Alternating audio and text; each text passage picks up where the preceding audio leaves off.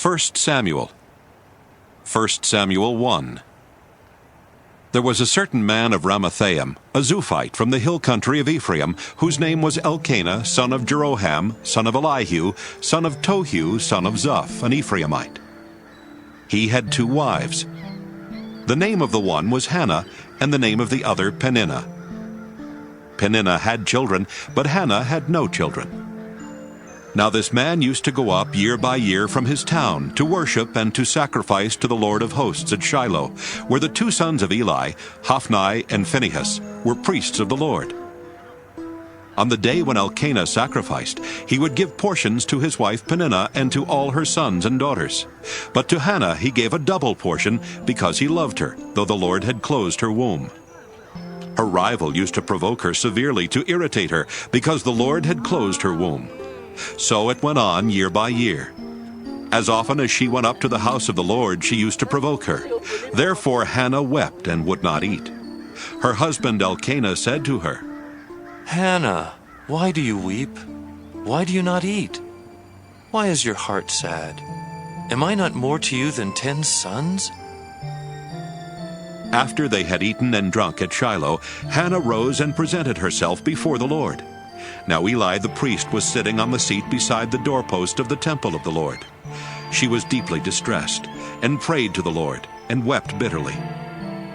She made this vow, O Lord of hosts, if only you will look on the misery of your servant, and remember me, and not forget your servant, but will give to your servant a male child, then I will set him before you as a Nazirite until the day of his death. He shall drink neither wine nor intoxicants, and no razor shall touch his head. As she continued praying before the Lord, Eli observed her mouth. Hannah was praying silently, only her lips moved, but her voice was not heard. Therefore Eli thought she was drunk. So Eli said to her, How long will you make a drunken spectacle of yourself? Put away your wine. But Hannah answered, No, my Lord. I am a woman deeply troubled. I have drunk neither wine nor strong drink, but I have been pouring out my soul before the Lord. Do not regard your servant as a worthless woman, for I have been speaking out of my great anxiety and vexation all this time. Then Eli answered, Go in peace. The God of Israel grant the petition you have made to him. And she said, Let your servant find favor in your sight. Then the woman went to her quarters, ate and drank with her husband, and her countenance was sad no longer. They rose early in the morning and worshipped before the Lord. Then they went back to their house at Ramah. Elkanah knew his wife Hannah, and the Lord remembered her. In due time Hannah conceived and bore a son. She named him Samuel, for she said, I have asked him of the Lord. The man Elkanah and all his household went up to offer to the Lord the yearly sacrifice, and to pay his vow. But Hannah did not go up, for she said to her husband, As soon as the child is weaned, I will bring him, that he may appear in the presence of the Lord, and remain there forever. I will offer him as a Nazirite for all time. Her husband Elkanah said to her, Do what seems best to you. Wait until you have weaned him. Only may the Lord establish his word. So the woman remained and nursed her son until she weaned him. When she had weaned him, she took him up with her, along with a 3-year-old bull, an ephah of flour, and a skin of wine. She brought him to the house of the Lord at Shiloh, and the child was young. Then they slaughtered the bull, and they brought the child to Eli, and she said, O my Lord, as you live, my Lord, I am the woman who is standing here in your presence, praying to the Lord. For this child I prayed, and the Lord has granted me the petition that I made to him. Therefore I have lent him to the Lord. As long as he lives, he is given to the Lord. She left him there for the Lord. 1 Samuel 2. Hannah prayed and said, My heart exults in the Lord. My strength is exalted in my God. My mouth derides my enemies because I rejoice in my victory. There is no holy one like the Lord, no one besides you. There is no rock like our God. Talk no more so very proudly. Let not arrogance come from your mouth. For the Lord is a God of knowledge, and by him actions are weighed. The bows of the mighty are broken, but the feeble gird on strength. Those who were full have hired themselves out for bread, but those who were hungry are fat with spoil. The barren has borne 7, but she who has many children is forlorn. The Lord kills and brings to life. He brings down to Sheol and raises up. The Lord makes poor and makes rich. He brings low. He also exalts. He raises up the poor from the dust. He lifts the needy from the ash heap to make them sit with princes and inherit a seat of honor. For the pillars of the earth are the Lord's, and on them he has set the world. He will guard the feet of his faithful ones, but the wicked shall be cut off in darkness. For not by might does one prevail. The Lord, his adversaries shall be shattered. The Most High will thunder in heaven. The Lord will judge the ends of the earth. He will give strength to his king and exalt the power of his anointed. Then Elkanah went home to Ramah, while the boy remained to minister to the Lord in the presence of the priest Eli. Now the sons of Eli were scoundrels. They had no regard for the Lord or for the duties of the priests to the people. When anyone offered sacrifice, the priest's servant would come while the meat was boiling, with a 3-pronged fork in his hand, and he would thrust it into the pan or kettle or cauldron or pot. All that the fork brought up, the priest would take for himself. This is what they did at Shiloh to all the Israelites who came there.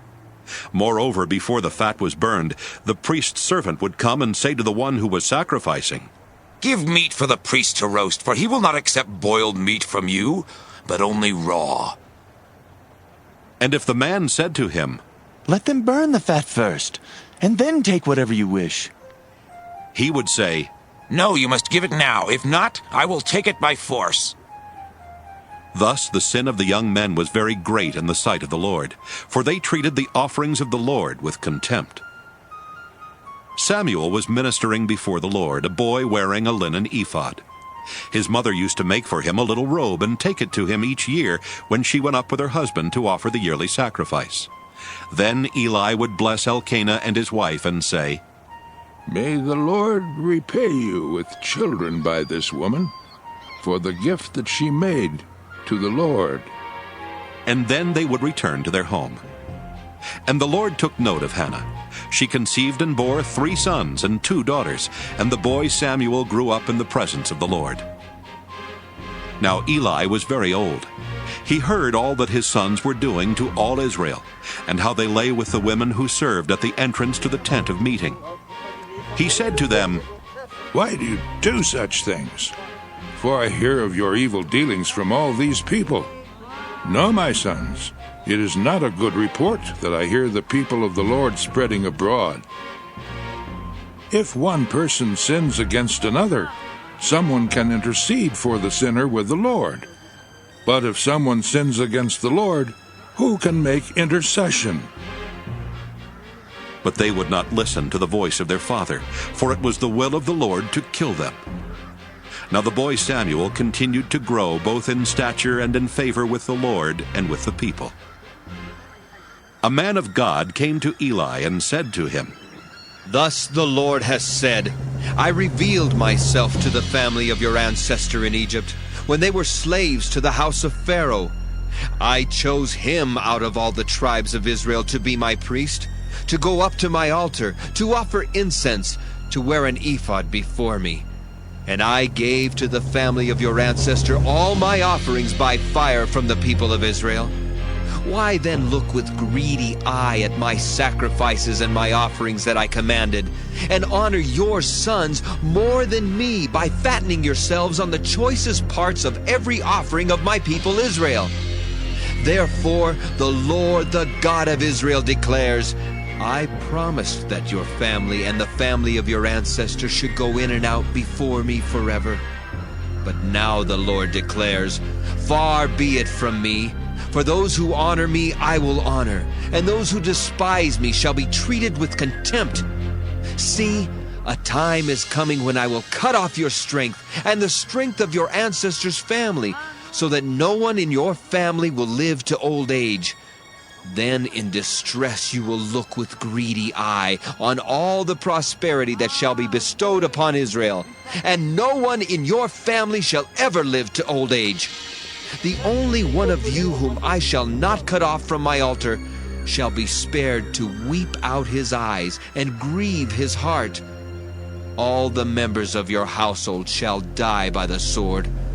The fate of your 2 sons, Hophni and Phinehas, shall be the sign to you. Both of them shall die on the same day. I will raise up for myself a faithful priest, who shall do according to what is in my heart and in my mind.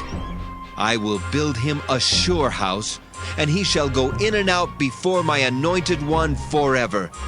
Everyone who is left in your family shall come to implore him for a piece of silver or a loaf of bread, and shall say, Please, put me in one of the priest's places, that I may eat a morsel of bread. 1 Samuel 3. Now the boy Samuel was ministering to the Lord under Eli. The word of the Lord was rare in those days. Visions were not widespread. At that time Eli, whose eyesight had begun to grow dim so that he could not see, was lying down in his room. The lamp of God had not yet gone out, and Samuel was lying down in the temple of the Lord, where the ark of God was. Then the Lord called, Samuel, Samuel. And he said, Here I am. And ran to Eli and said, Here I am, for you called me. But he said, I did not call. Lie down again. So he went and lay down. The Lord called again, Samuel. Samuel got up and went to Eli and said, Here I am, for you called me. But he said, I did not call, my son. Lie down again. Now Samuel did not yet know the Lord, and the word of the Lord had not yet been revealed to him. The Lord called Samuel again a 3rd time, and he got up and went to Eli and said, Here I am, for you called me. Then Eli perceived that the Lord was calling the boy. Therefore Eli said to Samuel, Go, lie down. And if he calls you, you shall say, Speak, Lord, for your servant is listening. So Samuel went and lay down in his place. Now the Lord came and stood there, calling as before, Samuel, Samuel. And Samuel said, Speak, for your servant is listening. Then the Lord said to Samuel, See, I am about to do something in Israel that will make both ears of anyone who hears of it tingle. On that day I will fulfill against Eli all that I have spoken concerning his house from beginning to end. For I have told him that I am about to punish his house forever for the iniquity that he knew, because his sons were blaspheming God, and he did not restrain them. Therefore I swear to the house of Eli, that the iniquity of Eli's house shall not be expiated by sacrifice or offering forever. Samuel lay there until morning. Then he opened the doors of the house of the Lord. Samuel was afraid to tell the vision to Eli, but Eli called Samuel and said, Samuel, my son. He said, Here I am. Eli said, What was it that he told you? Do not hide it from me. May God do so to you, and more also, if you hide anything from me of all that he told you. So Samuel told him everything and hid nothing from him. Then he said, It is the Lord. Let him do what seems good to him. As Samuel grew up, the Lord was with him and let none of his words fall to the ground. And all Israel from Dan to Beersheba knew that Samuel was a trustworthy prophet of the Lord. The Lord continued to appear at Shiloh, for the Lord revealed himself to Samuel at Shiloh by the word of the Lord. 1 Samuel 4. And the word of Samuel came to all Israel. In those days the Philistines mustered for war against Israel, and Israel went out to battle against them. They encamped at Ebenezer, and the Philistines encamped at Aphek. The Philistines drew up in line against Israel, and when the battle was joined, Israel was defeated by the Philistines, who killed about 4,000 men on the field of battle. When the troops came to the camp, the elders of Israel said, "Why has the Lord put us to rout today before the Philistines? Let us bring the ark of the covenant of the Lord here from Shiloh, so that he may come among us and save us from the power of our enemies." So the people sent to Shiloh and brought from there the ark of the covenant of the Lord of hosts, who is enthroned on the cherubim. The two sons of Eli, Hophni and Phinehas, were there with the ark of the covenant of God. When the ark of the covenant of the Lord came into the camp, all Israel gave a mighty shout, so that the earth resounded. When the Philistines heard the noise of the shouting, they said, "What does this great shouting in the camp of the Hebrews mean?" When they learned that the ark of the Lord had come to the camp, the Philistines were afraid, for they said, "Gods have come into the camp!" They also said, "Woe to us, for nothing like this has happened before. Woe to us! Who can deliver us from the power of these mighty gods? These are the gods who struck the Egyptians with every sort of plague in the wilderness. Take courage and be men, O Philistines, in order not to become slaves to the Hebrews as they have been to you. Be men and fight!" So the Philistines fought. Israel was defeated, and they fled, every one to his home. There was a very great slaughter, for there fell of Israel 30,000 foot soldiers. The ark of God was captured, and the two sons of Eli, Hophni and Phinehas, died. A man of Benjamin ran from the battle line and came to Shiloh the same day, with his clothes torn and with earth upon his head. When he arrived, Eli was sitting upon his seat by the road watching, for his heart trembled for the ark of God. When the man came into the city and told the news, all the city cried out. When Eli heard the sound of the outcry, he said, "What is this uproar?" Then the man came quickly and told Eli. Now Eli was 98 years old, and his eyes were set, so that he could not see. The man said to Eli, "I have just come from the battle. I fled from the battle today." He said, "How did it go, my son?" The messenger replied, "Israel has fled before the Philistines, and there has also been a great slaughter among the troops. Your two sons also, Hophni and Phinehas, are dead, and the ark of God has been captured." When he mentioned the ark of God, Eli fell over backward from his seat by the side of the gate, and his neck was broken, and he died, for he was an old man and heavy. He had judged Israel 40 years. Now his daughter-in-law, the wife of Phinehas, was pregnant, about to give birth. When she heard the news that the ark of God was captured and that her father-in-law and her husband were dead, she bowed and gave birth, for her labor pains overwhelmed her. As she was about to die, the women attending her said to her, "Do not be afraid, for you have borne a son." But she did not answer or give heed. She named the child Ichabod, meaning the glory has departed from Israel, because the ark of God had been captured, and because of her father-in-law and her husband. She said, "The glory has departed from Israel, for the ark of God has been captured." 1 Samuel 5. When the Philistines captured the ark of God, they brought it from Ebenezer to Ashdod. Then the Philistines took the ark of God and brought it into the house of Dagon and placed it beside Dagon. When the people of Ashdod rose early the next day, there was Dagon fallen on his face to the ground before the ark of the Lord. So they took Dagon and put him back in his place. But when they rose early on the next morning, Dagon had fallen on his face to the ground before the ark of the Lord, and the head of Dagon and both his hands were lying cut off upon the threshold. Only the trunk of Dagon was left to him.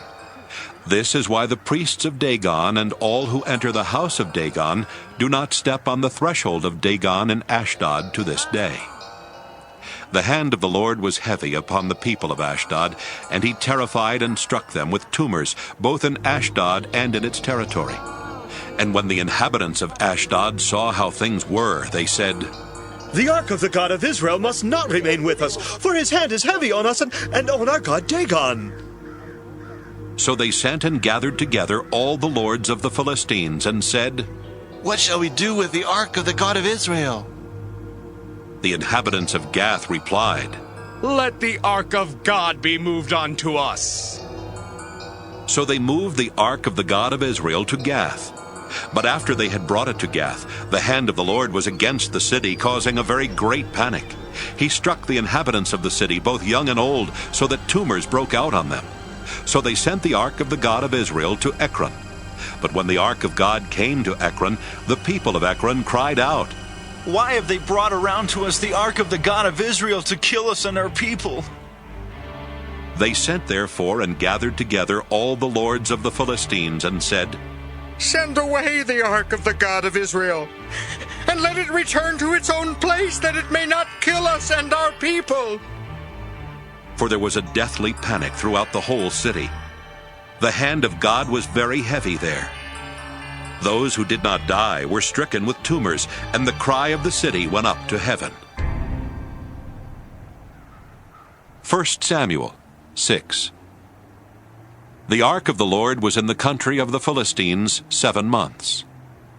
Then the Philistines called for the priests and the diviners and said, "What shall we do with the ark of the Lord?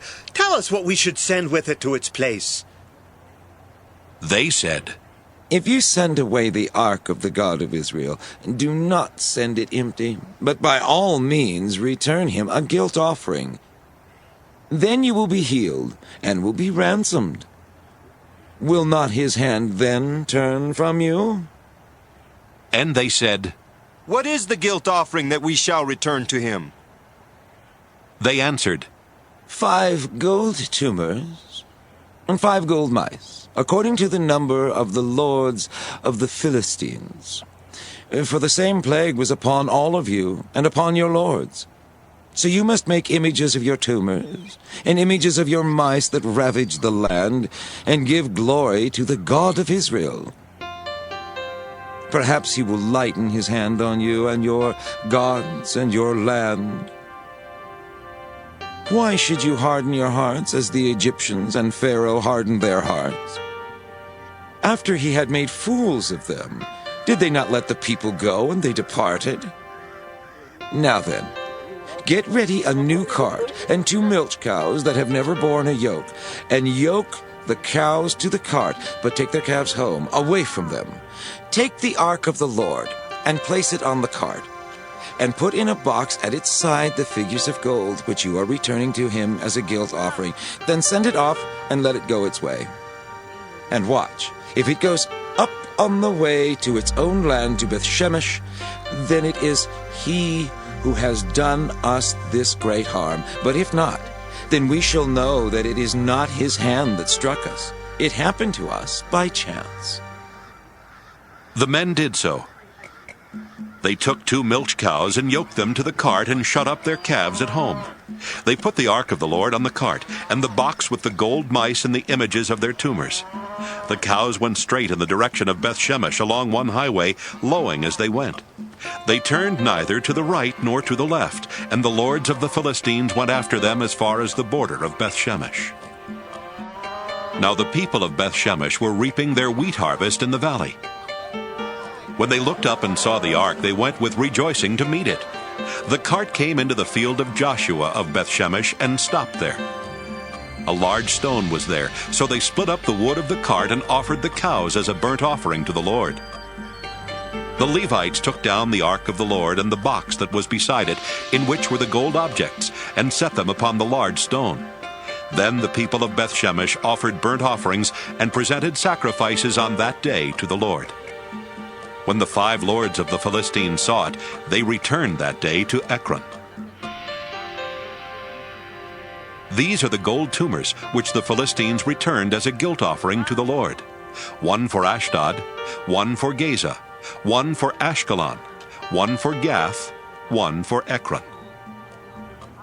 Also the gold mice according to the number of all the cities of the Philistines belonging to the 5 lords, both fortified cities and unwalled villages. The great stone beside which they set down the ark of the Lord is a witness to this day in the field of Joshua of Bethshemesh. The descendants of Jeconiah did not rejoice with the people of Bethshemesh when they greeted the ark of the Lord, and he killed 70 men of them. The people mourned because the Lord had made a great slaughter among the people. Then the people of Bethshemesh said, Who is able to stand before the Lord, this holy God? To whom shall he go, so that we may be rid of him? So they sent messengers to the inhabitants of Kiriath-Jearim, saying, The Philistines have returned the ark of the Lord. Come down and take it up to you. 1 Samuel 7. And the people of Kiriath-Jearim came and took up the ark of the Lord and brought it to the house of Abinadab on the hill. They consecrated his son Eleazar to have charge of the ark of the Lord. From the day that the ark was lodged at Kiriath-Jearim, a long time passed, some 20 years, and all the house of Israel lamented after the Lord. Then Samuel said to all the house of Israel, If you are returning to the Lord with all your heart, then put away the foreign gods and the Astartes from among you. Direct your heart to the Lord, and serve him only, and he will deliver you out of the hand of the Philistines. So Israel put away the Baals and the Astartes, and they served the Lord only. Then Samuel said, Gather all Israel at Mizpah, and I will pray to the Lord for you. So they gathered at Mizpah and drew water and poured it out before the Lord. They fasted that day and said, We have sinned against the Lord. And Samuel judged the people of Israel at Mizpah. When the Philistines heard that the people of Israel had gathered at Mizpah, the lords of the Philistines went up against Israel. And when the people of Israel heard of it, they were afraid of the Philistines. The people of Israel said to Samuel, Do not cease to cry out to the Lord our God for us, and pray that he may save us from the hand of the Philistines. So Samuel took a sucking lamb and offered it as a whole burnt offering to the Lord. Samuel cried out to the Lord for Israel, and the Lord answered him. As Samuel was offering up the burnt offering, the Philistines drew near to attack Israel. But the Lord thundered with a mighty voice that day against the Philistines and threw them into confusion, and they were routed before Israel. And the men of Israel went out of Mizpah and pursued the Philistines, and struck them down as far as beyond Beth-kar. Then Samuel took a stone and set it up between Mizpah and Jeshanah, and named it Ebenezer. For he said, Thus far the Lord has helped us. So the Philistines were subdued and did not again enter the territory of Israel. The hand of the Lord was against the Philistines all the days of Samuel. The towns that the Philistines had taken from Israel were restored to Israel, from Ekron to Gath, and Israel recovered their territory from the hand of the Philistines.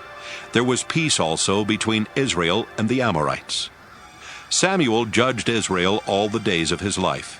He went on a circuit year by year to Bethel, Gilgal, and Mizpah, and he judged Israel in all these places. Then he would come back to Ramah, for his home was there. He administered justice there to Israel and built there an altar to the Lord. 1 Samuel 8. When Samuel became old, he made his sons judges over Israel. The name of his firstborn was Joel, and the name of his second Abijah. They were judges in Beersheba. Yet his sons did not follow in his ways, but turned aside after gain. They took bribes and perverted justice. Then all the elders of Israel gathered together and came to Samuel at Ramah and said to him, You are old, and your sons do not follow in your ways. Appoint for us then a king to govern us like other nations. But the thing displeased Samuel when they said, Give us a king to govern us. Samuel prayed to the Lord, and the Lord said to Samuel, Listen to the voice of the people in all that they say to you. For they have not rejected you, but they have rejected me from being king over them. just as they have done to me from the day I brought them up out of Egypt to this day, forsaking me and serving other gods, so also they are doing to you. Now then listen to their voice. Only you shall solemnly warn them and show them the ways of the king who shall reign over them." So Samuel reported all the words of the Lord to the people who were asking him for a king. He said, "These will be the ways of the king who will reign over you. He will take your sons and appoint them to his chariots, and to be his horsemen, and to run before his chariots. And he will appoint for himself commanders of thousands and commanders of 50s, and some to plow his ground and to reap his harvest, and to make his implements of war and the equipment of his chariots. He will take your daughters to be perfumers and cooks and bakers. He will take the best of your fields and vineyards and olive orchards and give them to his courtiers. He will take 1/10 of your grain and of your vineyards, and give it to his officers and his courtiers. He will take your male and female slaves, and the best of your cattle and donkeys, and put them to his work. He will take 1/10 of your flocks, and you shall be his slaves. And in that day you will cry out because of your king, whom you have chosen for yourselves. But the Lord will not answer you in that day." But the people refused to listen to the voice of Samuel. They said, "No! But we are determined to have a king over us, so that we may also be like other nations, and that our king may govern us and go out before us and fight our battles." When Samuel had heard all the words of the people, he repeated them in the ears of the Lord. The Lord said to Samuel, "Listen to their voice, and set a king over them." Samuel then said to the people of Israel, "Each of you return home." 1 Samuel 9. There was a man of Benjamin whose name was Kish, son of Abiel, son of Zeror, son of Bechorath, son of Aphiah, a Benjaminite, a man of wealth. He had a son whose name was Saul, a handsome young man. There was not a man among the people of Israel more handsome than he. He stood head and shoulders above everyone else. Now the donkeys of Kish, Saul's father, had strayed. So Kish said to his son Saul, "Take one of the boys with you. Go and look for the donkeys." He passed through the hill country of Ephraim and passed through the land of Shalisha, but they did not find them. And they passed through the land of Shaalim, but they were not there. Then he passed through the land of Benjamin, but they did not find them. When they came to the land of Zuph, Saul said to the boy who was with him, "Let us turn back, or my father will stop worrying about the donkeys and worry about us." But he said to him, "There is a man of God in this town. He is a man held in honor. Whatever he says always comes true. Let us go there now. Perhaps he will tell us about the journey on which we have set out." Then Saul replied to the boy, "But if we go, what can we bring the man? For the bread in our sacks is gone, and there is no present to bring to the man of God. What have we?" The boy answered Saul again, "Here, I have with me a 1/4 shekel of silver. I will give it to the man of God to tell us our way." Formerly in Israel, anyone who went to inquire of God would say, "Come, let us go to the seer," for the one who is now called a prophet was formerly called a seer. Saul said to the boy, "Good. Come, let us go." So they went to the town where the man of God was. As they went up the hill to the town, they met some girls coming out to draw water, and said to them, "Is the seer here?" They answered, "Yes, there he is just ahead of you. Hurry! He has come just now to the town because the people have a sacrifice today at the shrine. As soon as you enter the town, you will find him before he goes up to the shrine to eat." For the people will not eat until he comes, since he must bless the sacrifice. Afterward, those eat who are invited. Now go up, for you will meet him immediately." So they went up to the town. As they were entering the town, they saw Samuel coming out toward them on his way up to the shrine. Now the day before Saul came, the Lord had revealed to Samuel, "Tomorrow about this time I will send to you a man from the land of Benjamin, and you shall anoint him to be ruler over my people Israel. He shall save my people from the hand of the Philistines." For I have seen the suffering of my people, because their outcry has come to me. When Samuel saw Saul, the Lord told him, Here is the man of whom I spoke to you. He it is who shall rule over my people. Then Saul approached Samuel inside the gate and said, Tell me, please, where is the house of the seer? Samuel answered Saul, I am the seer. Go up before me to the shrine, for today you shall eat with me. And in the morning I will let you go, and will tell you all that is on your mind. As for your donkeys that were lost 3 days ago, give no further thought to them, for they have been found. And on whom is all Israel's desire fixed, if not on you and on all your ancestral house?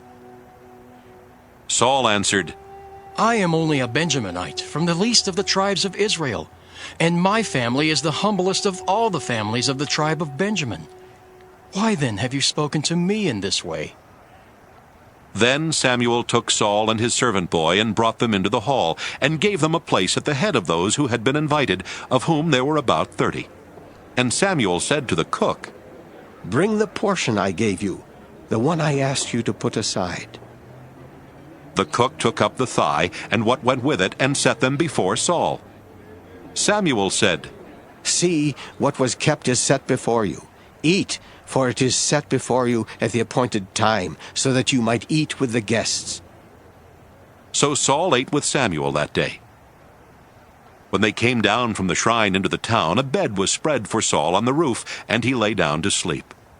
Then at the break of dawn Samuel called to Saul upon the roof, Get up, so that I may send you on your way. Saul got up, and both he and Samuel went out into the street. As they were going down to the outskirts of the town, Samuel said to Saul, Tell the boy to go on before us, and when he has passed on, stop here yourself for a while, that I may make known to you the word of God.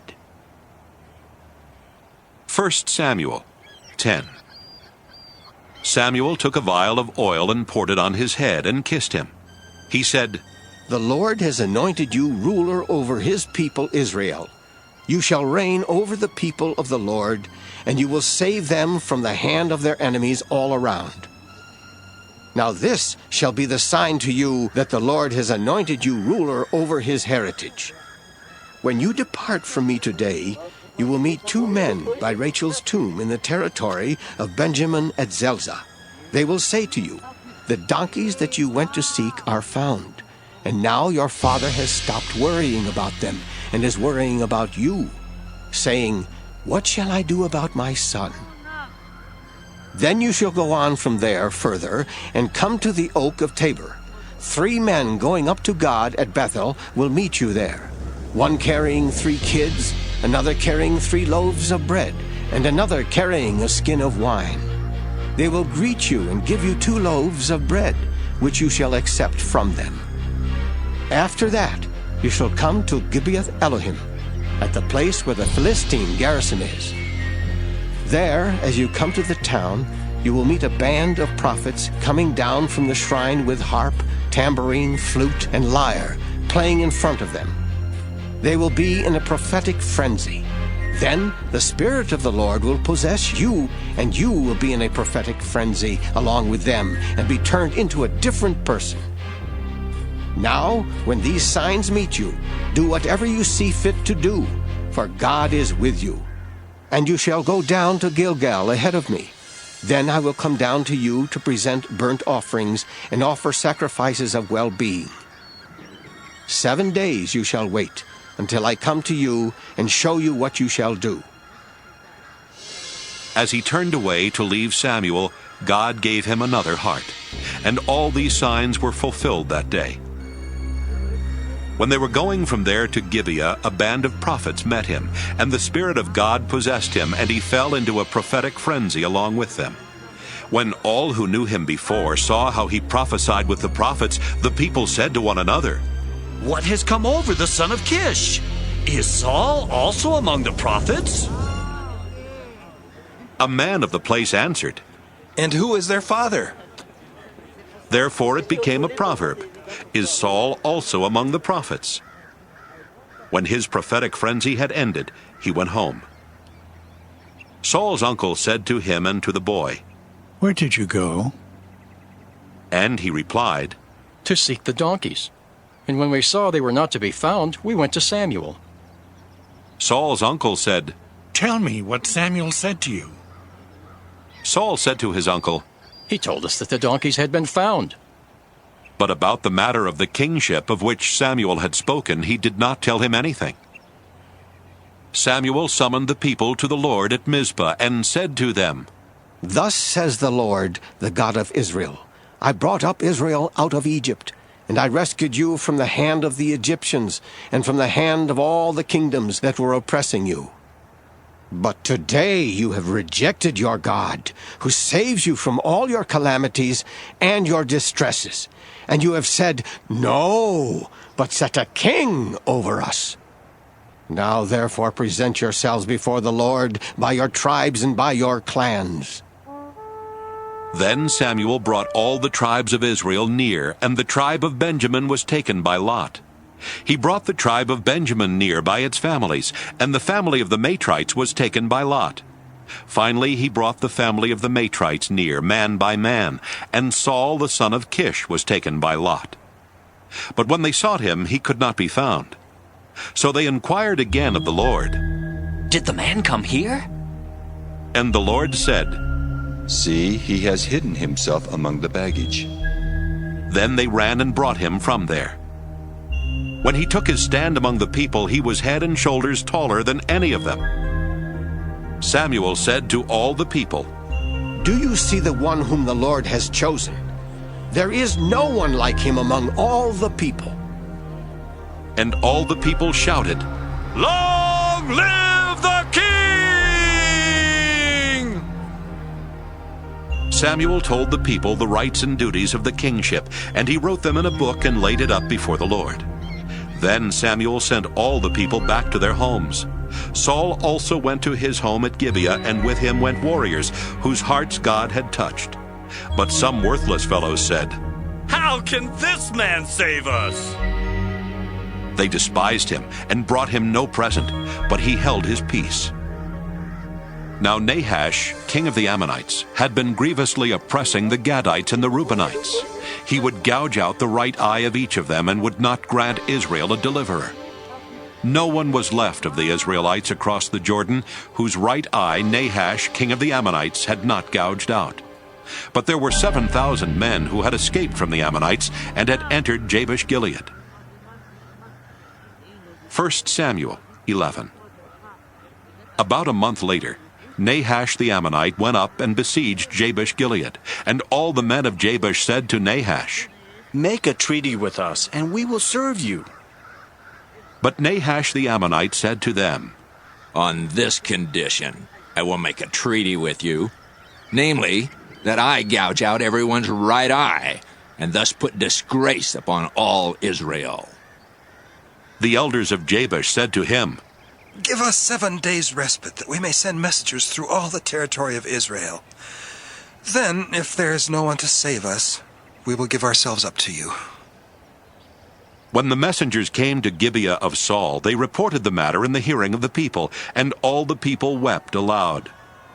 Now Saul was coming from the field behind the oxen, and Saul said, What is the matter with the people that they are weeping? So they told him the message from the inhabitants of Jabesh. And the Spirit of God came upon Saul in power when he heard these words, and his anger was greatly kindled. He took a yoke of oxen and cut them in pieces and sent them throughout all the territory of Israel by messenger, saying, Whoever does not come out after Saul and Samuel, so shall it be done to his oxen. Then the dread of the Lord fell upon the people, and they came out as one.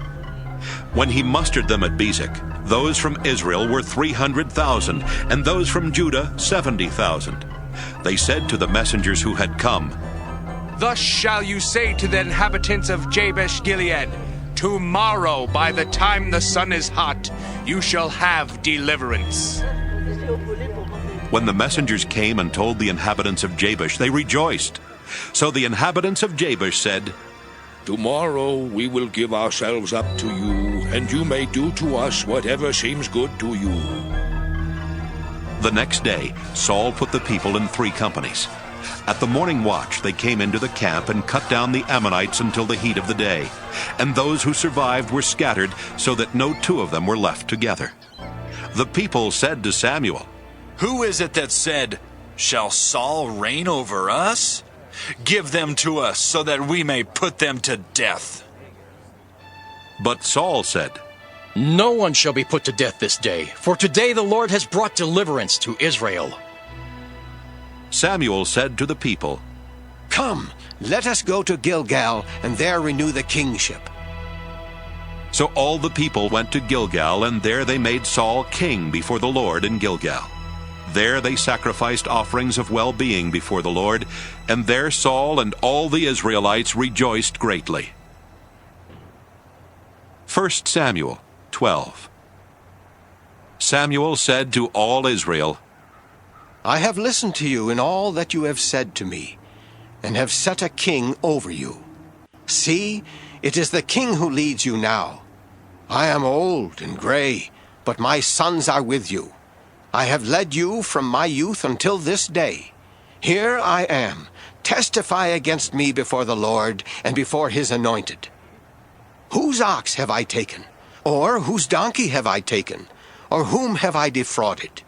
Whom have I oppressed? Or from whose hand have I taken a bribe to blind my eyes with it? Testify against me, and I will restore it to you. They said, You have not defrauded us or oppressed us or taken anything from the hand of anyone. He said to them, The Lord is witness against you, and his anointed is witness this day, that you have not found anything in my hand. And they said, He is witness. Samuel said to the people, The Lord is witness, who appointed Moses and Aaron and brought your ancestors up out of the land of Egypt. Now, therefore, take your stand, so that I may enter into judgment with you before the Lord. And I will declare to you all the saving deeds of the Lord that he performed for you and for your ancestors. When Jacob went into Egypt, and the Egyptians oppressed them, then your ancestors cried to the Lord, and the Lord sent Moses and Aaron, who brought forth your ancestors out of Egypt, and settled them in this place. But they forgot the Lord their God, and he sold them into the hand of Sisera, commander of the army of King Jabin of Hazor, and into the hand of the Philistines, and into the hand of the king of Moab. And they fought against them.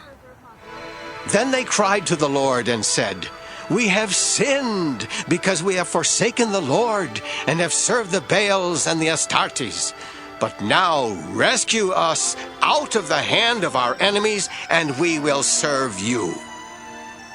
And the Lord sent Jerubbaal, and Barak, and Jephthah, and Samson, and rescued you out of the hand of your enemies on every side, and you lived in safety.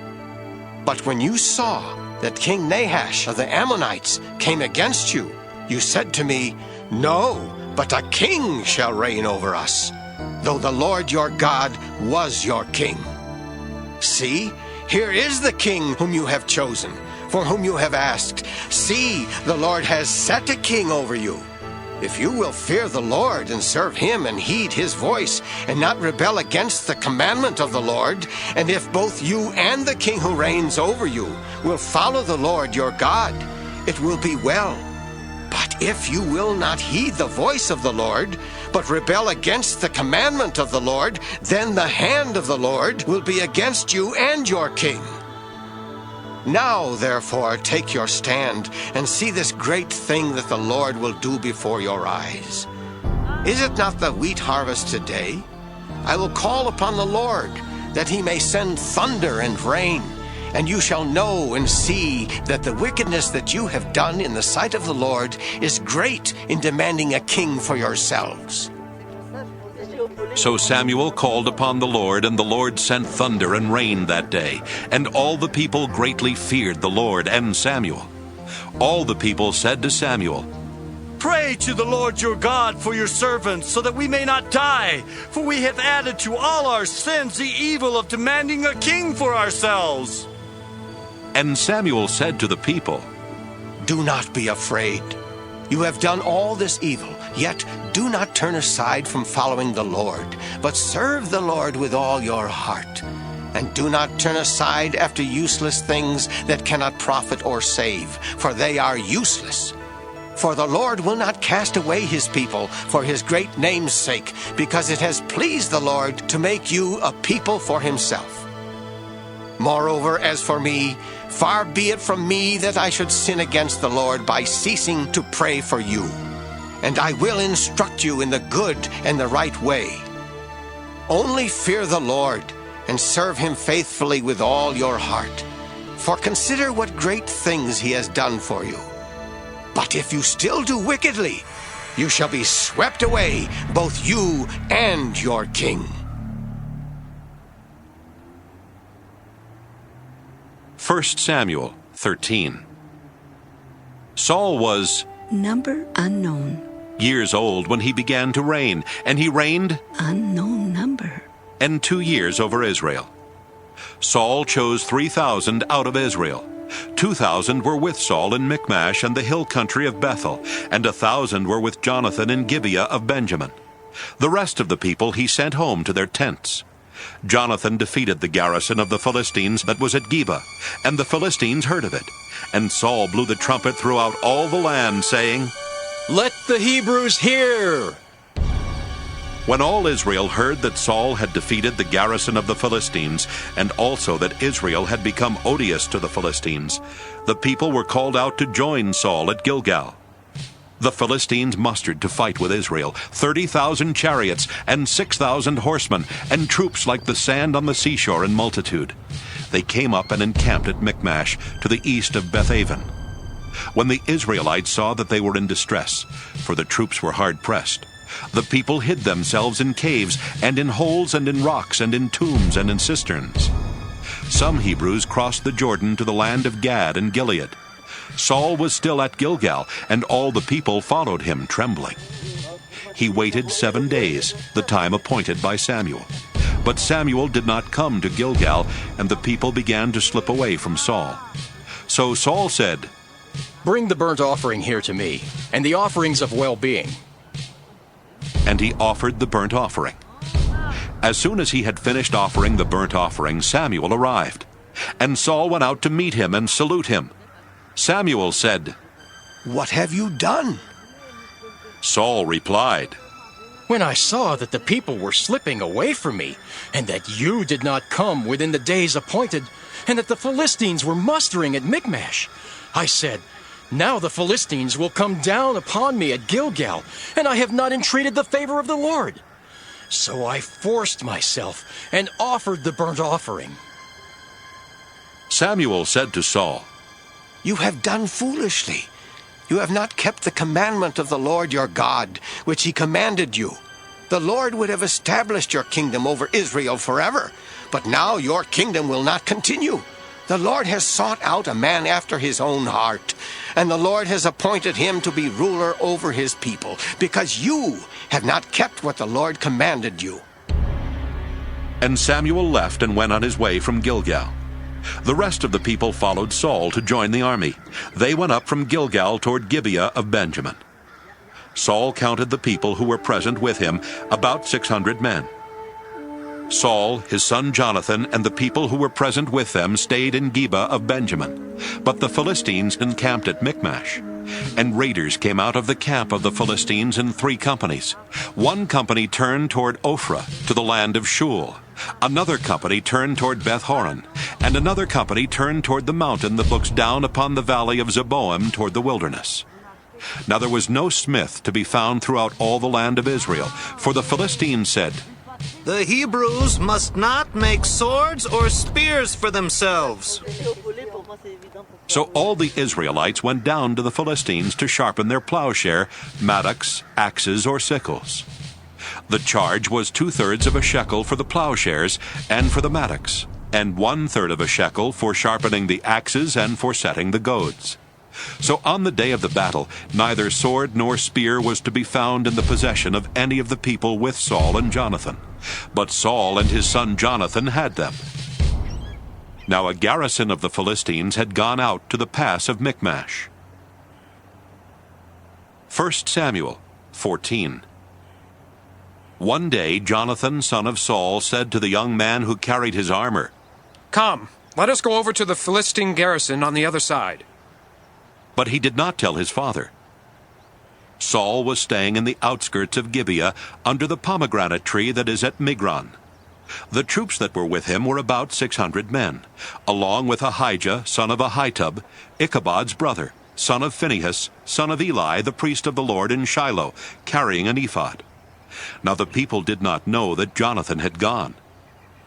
In the pass by which Jonathan tried to go over to the Philistine garrison, there was a rocky crag on one side and a rocky crag on the other.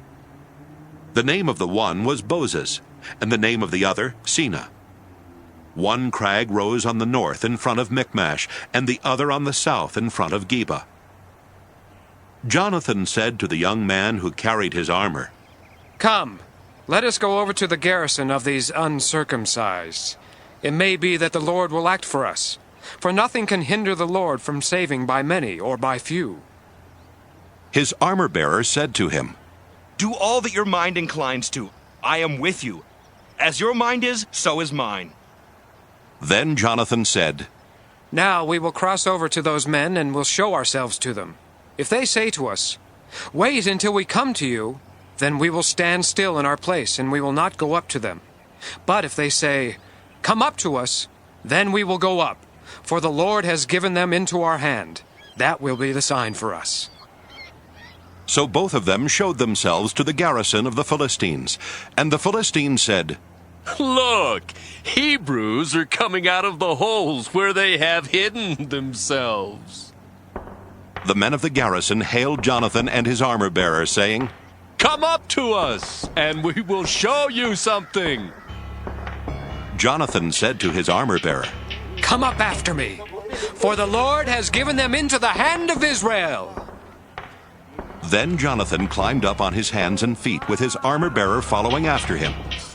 The Philistines fell before Jonathan, and his armor-bearer coming after him killed them. In that first slaughter, Jonathan and his armor-bearer killed about 20 men within an area about half a furrow long in an acre of land. There was a panic in the camp, in the field, and among all the people. The garrison and even the raiders trembled. The earth quaked, and it became a very great panic.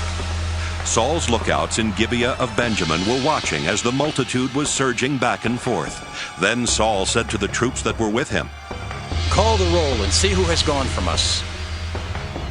When they had called the roll, Jonathan and his armor-bearer were not there. Saul said to Ahijah, Bring the ark of God here. For at that time the ark of God went with the Israelites. While Saul was talking to the priest, the tumult in the camp of the Philistines increased more and more, and Saul said to the priest, Withdraw your hand. Then Saul and all the people who were with him rallied and went into the battle, and every sword was against the other, so that there was very great confusion. Now the Hebrews, who previously had been with the Philistines and had gone up with them into the camp, turned and joined the Israelites who were with Saul and Jonathan. Likewise, when all the Israelites who had gone into hiding in the hill country of Ephraim heard that the Philistines were fleeing, they too followed closely after them in the battle. So the Lord gave Israel the victory that day. The battle passed beyond Bethaven, and the troops with Saul numbered altogether about 10,000 men. The battle spread out over the hill country of Ephraim.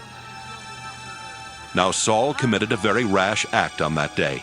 He had laid an oath on the troops, saying, Cursed be anyone who eats food before it is evening, and I have been avenged on my enemies. So none of the troops tasted food.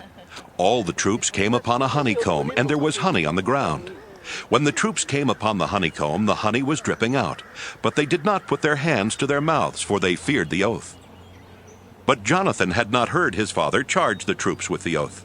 So he extended the staff that was in his hand and dipped the tip of it in the honeycomb, and put his hand to his mouth, and his eyes brightened. Then one of the soldiers said, Your father strictly charged the troops with an oath, saying, Cursed be anyone who eats food this day. And so the troops are faint. Then Jonathan said, My father has troubled the land. See how my eyes have brightened because I tasted a little of this honey? How much better if today the troops had eaten freely of the spoil taken from their enemies, for now the slaughter among the Philistines has not been great. After they had struck down the Philistines that day from Michmash to Ajalon, the troops were very faint. So the troops flew upon the spoil, and took sheep and oxen and calves, and slaughtered them on the ground. And the troops ate them with the blood. Then it was reported to Saul, "Look, the troops are sinning against the Lord by eating with the blood." And he said, "You have dealt treacherously. Roll a large stone before me here." Saul said, "Disperse yourselves among the troops, and say to them, let all bring their oxen or their sheep, and slaughter them here and eat. And do not sin against the Lord by eating with the blood." So all of the troops brought their oxen with them that night, and slaughtered them there. And Saul built an altar to the Lord. It was the first altar that he built to the Lord. Then Saul said, "Let us go down after the Philistines by night, and despoil them until the morning light. Let us not leave one of them." They said, "Do whatever seems good to you." But the priest said, "Let us draw near to God here." So Saul inquired of God, "Shall I go down after the Philistines? Will you give them into the hand of Israel?" But he did not answer him that day. Saul said, "Come here, all you leaders of the people, and let us find out how this sin has arisen today.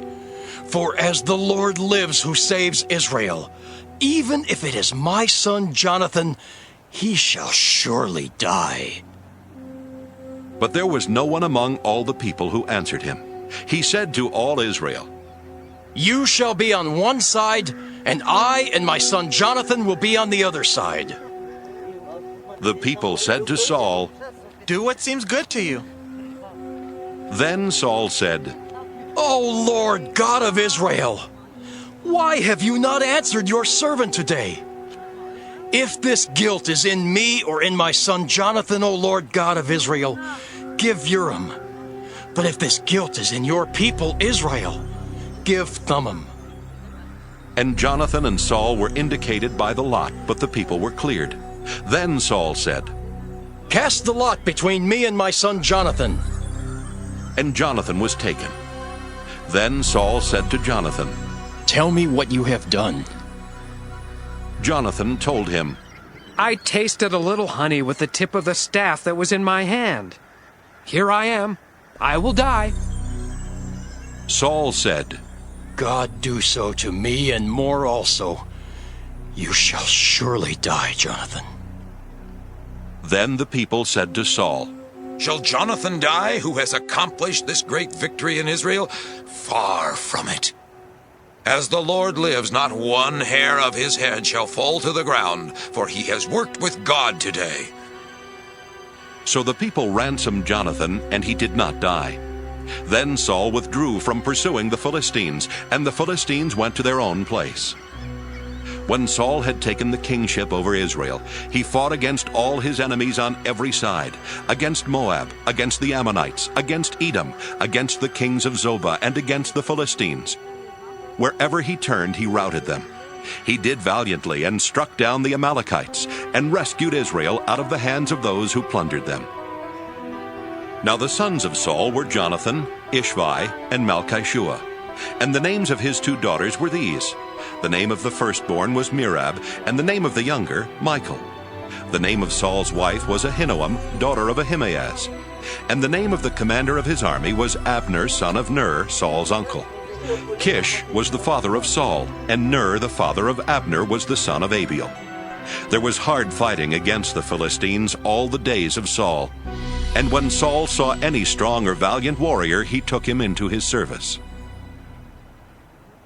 1 Samuel 15. Samuel said to Saul, "The Lord sent me to anoint you king over his people Israel. Now, therefore, listen to the words of the Lord. Thus says the Lord of hosts, I will punish the Amalekites for what they did in opposing the Israelites when they came up out of Egypt.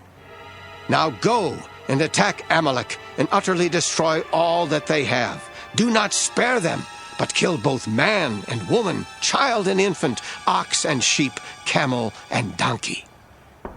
So Saul summoned the people and numbered them in Telaim, 200,000 foot soldiers and 10,000 soldiers of Judah. Saul came to the city of the Amalekites and lay in wait in the valley. Saul said to the Kenites, Go, leave, withdraw from among the Amalekites, or I will destroy you with them. For you showed kindness to all the people of Israel when they came up out of Egypt. So the Kenites withdrew from the Amalekites. Saul defeated the Amalekites from Havilah as far as Shur, which is east of Egypt. He took King Agag of the Amalekites alive, but utterly destroyed all the people with the edge of the sword. Saul and the people spared Agag, and the best of the sheep and of the cattle and of the fatlings, and the lambs and all that was valuable, and would not utterly destroy them. All that was despised and worthless they utterly destroyed. The word of the Lord came to Samuel. I regret that I made Saul king, for he has turned back from following me, and has not carried out my commands. Samuel was angry, and he cried out to the Lord all night. Samuel rose early in the morning to meet Saul, and Samuel was told, Saul went to Carmel, where he set up a monument for himself, and on returning, he passed on down to Gilgal. When Samuel came to Saul, Saul said to him, May you be blessed by the Lord. I have carried out the command of the Lord. But Samuel said, What then is this bleating of sheep in my ears, and the lowing of cattle that I hear? Saul said, They have brought them from the Amalekites, for the people spared the best of the sheep and the cattle to sacrifice to the Lord your God. But the rest we have utterly destroyed. Then Samuel said to Saul, Stop! I will tell you what the Lord said to me last night. He replied, Speak. Samuel said, Though you are little in your own eyes, are you not the head of the tribes of Israel? The Lord anointed you king over Israel, and the Lord sent you on a mission and said, Go, utterly destroy the sinners, the Amalekites, and fight against them until they are consumed. Why then did you not obey the voice of the Lord? Why did you swoop down on the spoil and do what was evil in the sight of the Lord? Saul said to Samuel, I have obeyed the voice of the Lord. I have gone on the mission on which the Lord sent me. I have brought Agag, the king of Amalek, and I have utterly destroyed the Amalekites.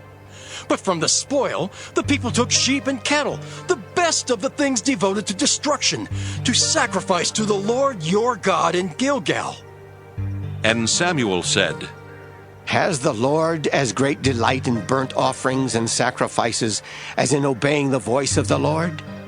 Surely to obey is better than sacrifice, and to heed than the fat of rams. For rebellion is no less a sin than divination, and stubbornness is like iniquity and idolatry. Because you have rejected the word of the Lord, he has also rejected you from being king. Saul said to Samuel, I have sinned, for I have transgressed the commandment of the Lord and your words, because I feared the people and obeyed their voice. Now, therefore, I pray, pardon my sin and return with me, so that I may worship the Lord. Samuel said to Saul, I will not return with you, for you have rejected the word of the Lord, and the Lord has rejected you from being king over Israel. As Samuel turned to go away, Saul caught hold of the hem of his robe, and it tore. And Samuel said to him, The Lord has torn the kingdom of Israel from you this very day, and has given it to a neighbor of yours who is better than you. Moreover, the glory of Israel will not recant or change his mind, for he is not a mortal that he should change his mind. Then Saul said, I have sinned, yet honor me now before the elders of my people and before Israel, and return with me that I may worship the Lord your God. So Samuel turned back after Saul, and Saul worshipped the Lord. Then Samuel said, Bring Agag, king of the Amalekites, here to me. And Agag came to him haltingly. Agag said, Surely this is the bitterness of death. But Samuel said, As your sword has made women childless, so your mother shall be childless among women. And Samuel hewed Agag in pieces before the Lord in Gilgal. Then Samuel went to Ramah, and Saul went up to his house in Gibeah of Saul. Samuel did not see Saul again until the day of his death. But Samuel grieved over Saul, and the Lord was sorry that he had made Saul king over Israel. 1 Samuel 16. The Lord said to Samuel, How long will you grieve over Saul? I have rejected him from being king over Israel. Fill your horn with oil and set out. I will send you to Jesse the Bethlehemite, for I have provided for myself a king among his sons. Samuel said, How can I go? If Saul hears of it, he will kill me. And the Lord said, Take a heifer with you and say, I have come to sacrifice to the Lord. Invite Jesse to the sacrifice, and I will show you what you shall do, and you shall anoint for me the one whom I name to you. Samuel did what the Lord commanded and came to Bethlehem. The elders of the city came to meet him trembling and said, Do you come peaceably? He said, Peaceably. I have come to sacrifice to the Lord. Sanctify yourselves and come with me to the sacrifice. And he sanctified Jesse and his sons and invited them to the sacrifice. When they came, he looked on Eliab and thought, Surely the Lord's anointed is now before the Lord. But the Lord said to Samuel, Do not look on his appearance or on the height of his stature, because I have rejected him. For the Lord does not see as mortals see. They look on the outward appearance, but the Lord looks on the heart. Then Jesse called Abinadab and made him pass before Samuel. He said, Neither has the Lord chosen this one. Then Jesse made Shammah pass by, and he said, Neither has the Lord chosen this one. Jesse made 7 of his sons pass before Samuel, and Samuel said to Jesse, The Lord has not chosen any of these. Samuel said to Jesse, Are all your sons here? And he said, There remains yet the youngest, but he's keeping the sheep. And Samuel said to Jesse, Send and bring him, for we will not sit down until he comes here. He sent and brought him in. Now he was ruddy and had beautiful eyes, and was handsome. The Lord said, Rise and anoint him, for this is the one. Then Samuel took the horn of oil and anointed him in the presence of his brothers. And the Spirit of the Lord came mightily upon David from that day forward. Samuel then set out and went to Ramah. Now the Spirit of the Lord departed from Saul, and an evil spirit from the Lord tormented him. And Saul's servants said to him, See now, an evil spirit from God is tormenting you. Let our Lord now command the servants who attend you to look for someone who is skillful in playing the lyre. And when the evil spirit from God is upon you, he will play it, and you will feel better. So Saul said to his servants, Provide for me someone who can play well, and bring him to me. One of the young men answered, I have seen a son of Jesse the Bethlehemite, who is skillful in playing, a man of valor, a warrior, prudent in speech, and a man of good presence, and the Lord is with him. So Saul sent messengers to Jesse and said, Send me your son David, who is with the sheep. Jesse took a donkey loaded with bread, a skin of wine, and a kid, and sent them by his son David to Saul. And David came to Saul and entered his service. Saul loved him greatly, and he became his armor-bearer. Saul sent to Jesse, saying, Let David remain in my service, for he has found favor in my sight. And whenever the evil spirit from God came upon Saul, David took the lyre and played it with his hand, and Saul would be relieved and feel better, and the evil spirit would depart from him. 1 Samuel 17. Now the Philistines gathered their armies for battle. They were gathered at Soko, which belongs to Judah, and encamped between Soko and Azekah in Ephes-dammim. Saul and the Israelites gathered and encamped in the valley of Elah, and formed ranks against the Philistines. The Philistines stood on the mountain on the one side, and Israel stood on the mountain on the other side, with a valley between them. And there came out from the camp of the Philistines a champion named Goliath of Gath, whose height was 6 cubits and a span. He had a helmet of bronze on his head, and he was armed with a coat of mail. The weight of the coat was 5,000 shekels of bronze. He had greaves of bronze on his legs, and a javelin of bronze slung between his shoulders. The shaft of his spear was like a weaver's beam, and his spear's head weighed 600 shekels of iron, and his shield-bearer went before him. He stood and shouted to the ranks of Israel, "Why have you come out to draw up for battle? Am I not a Philistine, and are you not servants of Saul? Choose a man for yourselves, and let him come down to me.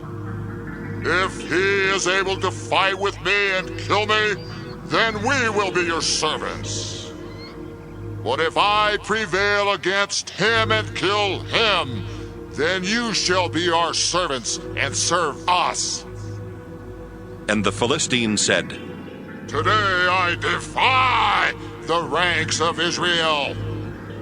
Give me a man that we may fight together." When Saul and all Israel heard these words of the Philistine, they were dismayed and greatly afraid. Now David was the son of an Ephrathite of Bethlehem in Judah, named Jesse, who had 8 sons. In the days of Saul, the man was already old and advanced in years. The 3 eldest sons of Jesse had followed Saul to the battle. The names of his 3 sons who went to the battle were Eliab the firstborn, and next to him Abinadab, and the third Shammah. David was the youngest. The 3 eldest followed Saul, but David went back and forth from Saul to feed his father's sheep at Bethlehem. For 40 days the Philistine came forward and took his stand, morning and evening. Jesse said to his son David, "Take for your brothers an ephah of this parched grain and these 10 loaves, and carry them quickly to the camp, to your brothers. Also take these 10 cheeses to the commander of their 1,000. See how your brothers fare, and bring some token from them." Now Saul and they and all the men of Israel were in the valley of Elah, fighting with the Philistines. David rose early in the morning, left the sheep with a keeper, took the provisions, and went as Jesse had commanded him. He came to the encampment as the army was going forth to the battle line, shouting the war cry. Israel and the Philistines drew up for battle, army against army. David left the things in charge of the keeper of the baggage, ran to the ranks, and went and greeted his brothers. As he talked with them, the champion, the Philistine of Gath, Goliath by name, came up out of the ranks of the Philistines and spoke the same words as before, and David heard him. All the Israelites, when they saw the man, fled from him and were very much afraid. The Israelites said, "Have you seen this man who has come up? Surely he has come up to defy Israel. The king will greatly enrich the man who kills him, and will give him his daughter and make his family free in Israel."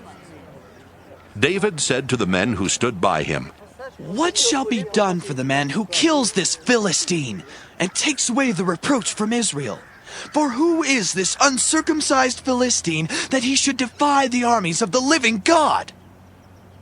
The people answered him in the same way, "So shall it be done for the man who kills him."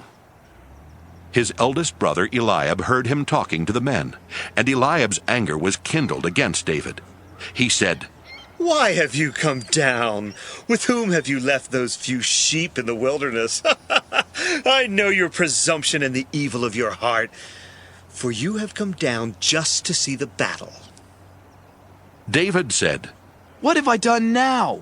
It was only a question." He turned away from him toward another and spoke in the same way, and the people answered him again as before. When the words that David spoke were heard, they repeated them before Saul, and he sent for him. David said to Saul, "Let no one's heart fail because of him. Your servant will go and fight with this Philistine." Saul said to David, You are not able to go against this Philistine to fight with him, for you are just a boy, and he has been a warrior from his youth.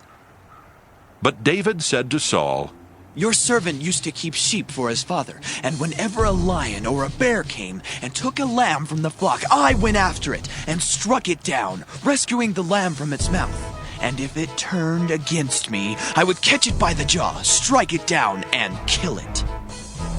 Your servant has killed both lions and bears, and this uncircumcised Philistine shall be like one of them, since he has defied the armies of the living God. David said, The Lord who saved me from the paw of the lion and from the paw of the bear will save me from the hand of this Philistine. So Saul said to David, Go, and may the Lord be with you. Saul clothed David with his armor. He put a bronze helmet on his head and clothed him with a coat of mail. David strapped Saul's sword over the armor, and he tried in vain to walk, for he was not used to them. Then David said to Saul, I cannot walk with these, for I'm not used to them. So David removed them.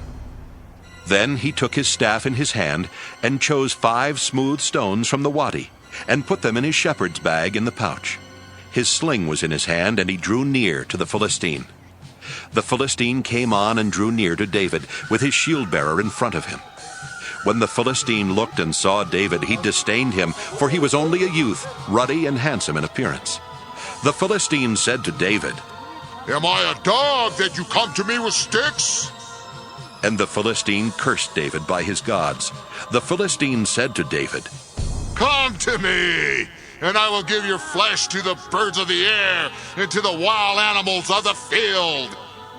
But David said to the Philistine, You come to me with sword and spear and javelin, but I come to you in the name of the Lord of hosts, the God of the armies of Israel, whom you have defied.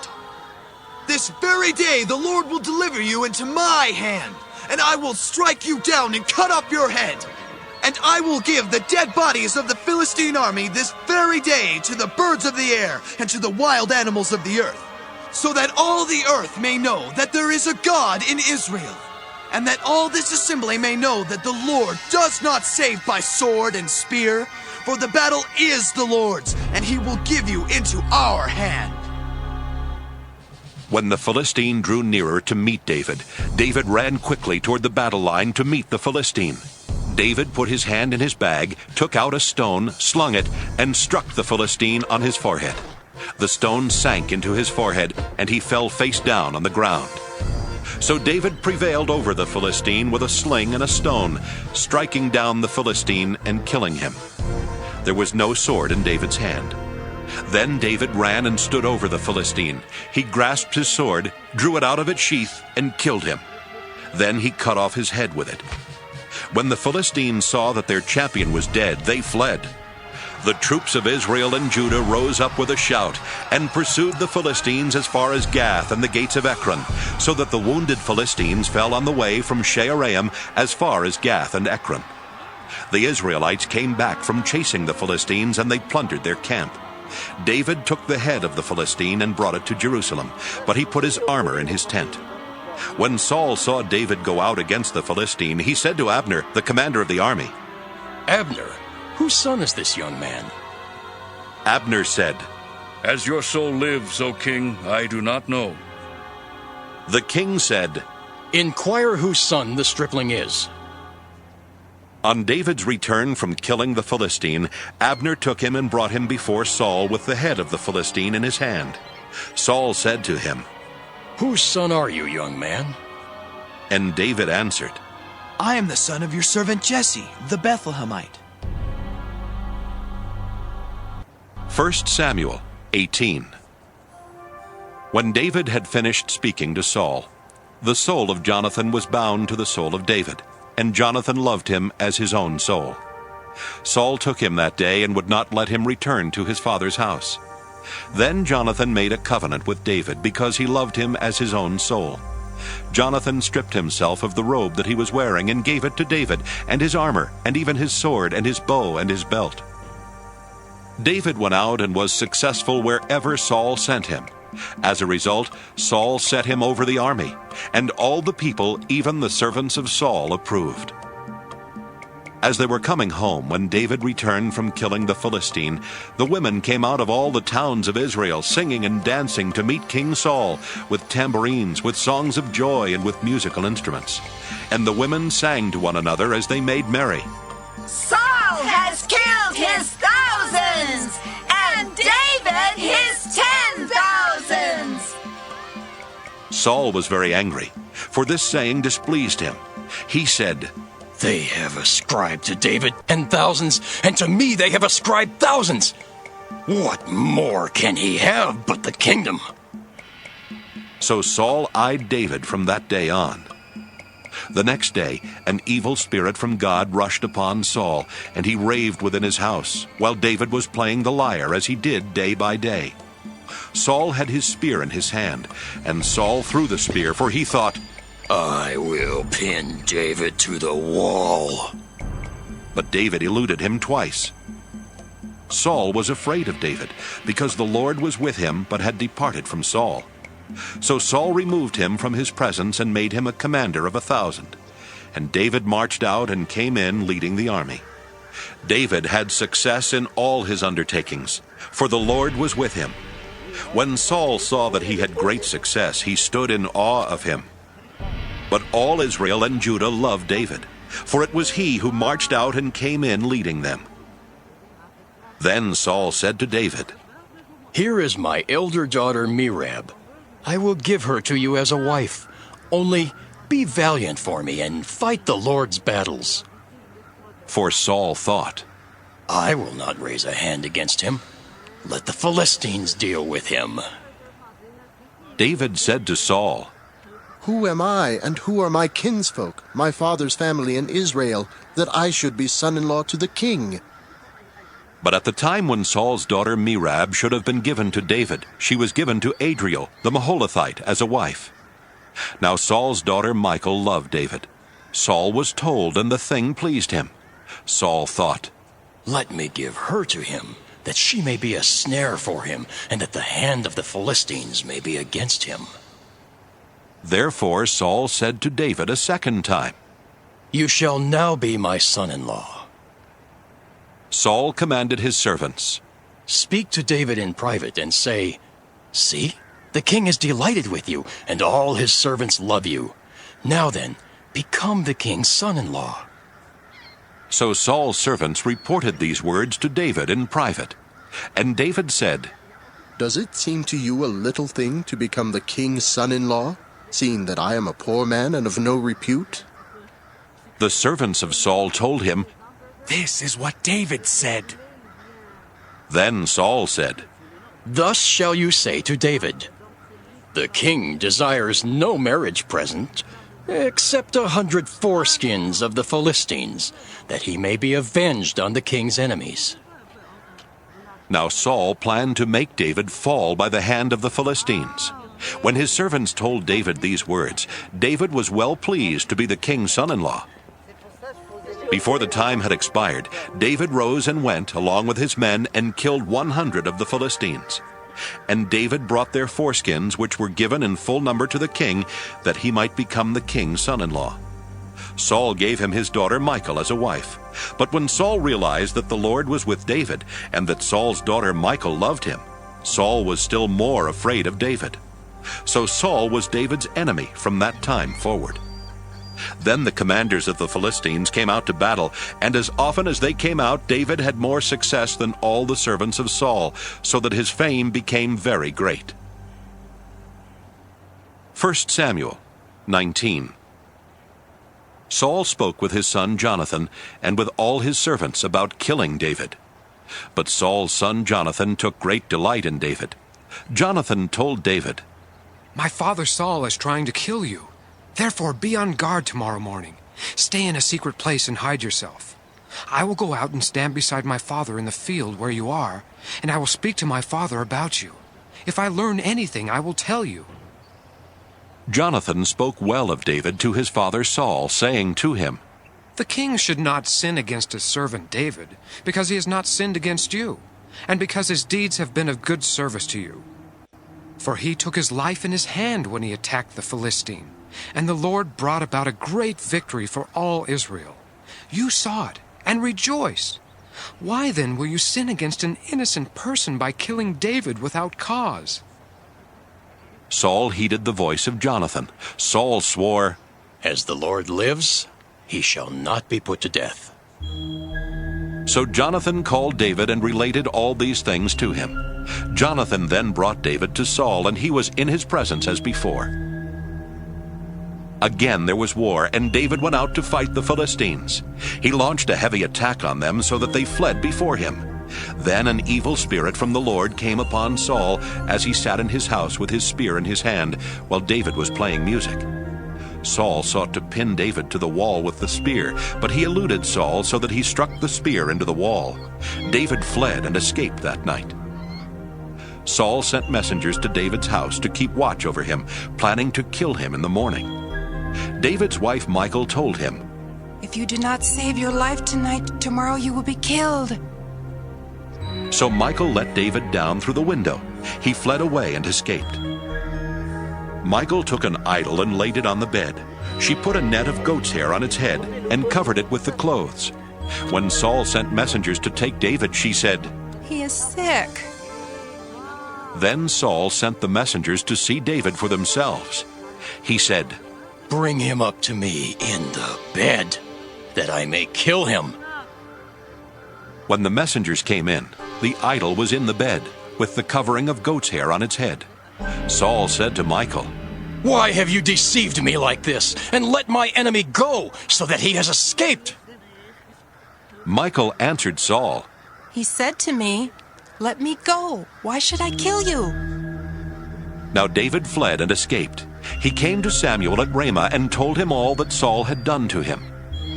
He and Samuel went and settled at Naioth. Saul was told, "David is at Naioth in Ramah." Then Saul sent messengers to take David. When they saw the company of the prophets in a frenzy, with Samuel standing in charge of them, the Spirit of God came upon the messengers of Saul, and they also fell into a prophetic frenzy. When Saul was told, he sent other messengers, and they also fell into a frenzy. Saul sent messengers again the third time, and they also fell into a frenzy. Then he himself went to Ramah. He came to the great well that is in Secu. He asked, "Where are Samuel and David?" And someone said, "They are at Naioth in Ramah." He went there toward Naioth and Ramah, and the Spirit of God came upon him. As he was going, he fell into a prophetic frenzy until he came to Naioth and Ramah. He too stripped off his clothes, and he too fell into a frenzy before Samuel. He lay naked all that day and all that night. Therefore it is said, "Is Saul also among the prophets?" 1 Samuel 20. David fled from Naioth and Ramah. He came before Jonathan and said, "What have I done? What is my guilt? And what is my sin against your father that he is trying to take my life?" He said to him, "Far from it. You shall not die. My father does nothing, either great or small, without disclosing it to me. And why should my father hide this from me? Never." But David also swore, "Your father knows well that you like me, and he thinks, 'Do not let Jonathan know this, or he will be grieved.' But truly, as the Lord lives, and as you yourself live, there is but a step between me and death." Then Jonathan said to David, "Whatever you say, I will do for you." David said to Jonathan, "Tomorrow is the new moon, and I should not fail to sit with the king at the meal. But let me go so that I may hide in the field until the third evening. If your father misses me at all, then say, 'David earnestly asked leave of me to run to Bethlehem, his city, for there is a yearly sacrifice there for all the family.' If he says, 'Good,' it will be well with your servant. But if he is angry, then know that evil has been determined by him.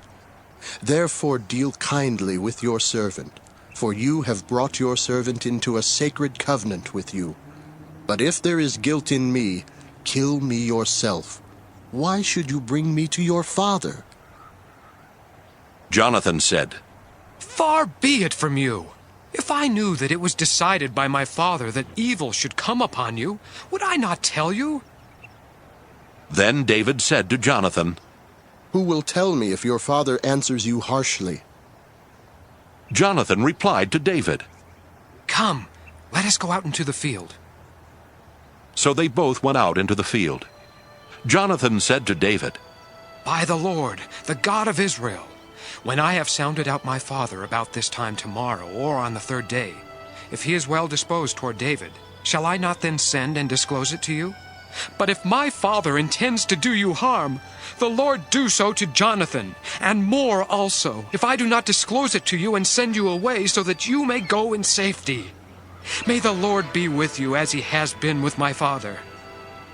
If I am still alive, show me the faithful love of the Lord. But if I die, never cut off your faithful love from my house, even if the Lord were to cut off every one of the enemies of David from the face of the earth. Thus Jonathan made a covenant with the house of David, saying, May the Lord seek out the enemies of David. Jonathan made David swear again by his love for him, for he loved him as he loved his own life. Jonathan said to him, Tomorrow is the new moon. You will be missed because your place will be empty. On the day after tomorrow, you shall go a long way down, go to the place where you hid yourself earlier, and remain beside the stone there. I will shoot 3 arrows to the side of it, as though I shot at a mark. Then I will send the boy, saying, Go find the arrows. If I say to the boy, Look, the arrows are on this side of you, collect them, then you are to come, for as the Lord lives, it is safe for you and there is no danger. But if I say to the young man, Look, the arrows are beyond you, then go, for the Lord has sent you away. As for the matter about which you and I have spoken, the Lord is witness between you and me forever. So David hid himself in the field. When the new moon came, the king sat at the feast to eat. The king sat upon his seat, as at other times, upon the seat by the wall. Jonathan stood, while Abner sat by Saul's side, but David's place was empty. Saul did not say anything that day, for he thought, Something has befallen him. He is not clean. Surely he is not clean. But on the second day, the day after the new moon, David's place was empty. And Saul said to his son Jonathan, Why has the son of Jesse not come to the feast, either yesterday or today? Jonathan answered Saul, David earnestly asked leave of me to go to Bethlehem. He said, Let me go, for our family is holding a sacrifice in the city, and my brother has commanded me to be there. So now if I have found favor in your sight, let me get away and see my brothers. For this reason he has not come to the king's table. Then Saul's anger was kindled against Jonathan. He said to him, You son of a perverse, rebellious woman! Do I not know that you have chosen the son of Jesse to your own shame and to the shame of your mother's nakedness? For as long as the son of Jesse lives upon the earth, neither you nor your kingdom shall be established. Now send and bring him to me, for he shall surely die. Then Jonathan answered his father Saul, Why should he be put to death? What has he done? But Saul threw his spear at him to strike him. So Jonathan knew that it was the decision of his father to put David to death. Jonathan rose from the table in fierce anger and ate no food on the second day of the month, for he was grieved for David, and because his father had disgraced him. In the morning Jonathan went out into the field to the appointment with David, and with him was a little boy. He said to the boy, Run, and find the arrows that I shoot. As the boy ran, he shot an arrow beyond him. When the boy came to the place where Jonathan's arrow had fallen, Jonathan called after the boy and said, Is the arrow not beyond you? Jonathan called after the boy, Hurry! Be quick! Do not linger! So Jonathan's boy gathered up the arrows and came to his master. But the boy knew nothing.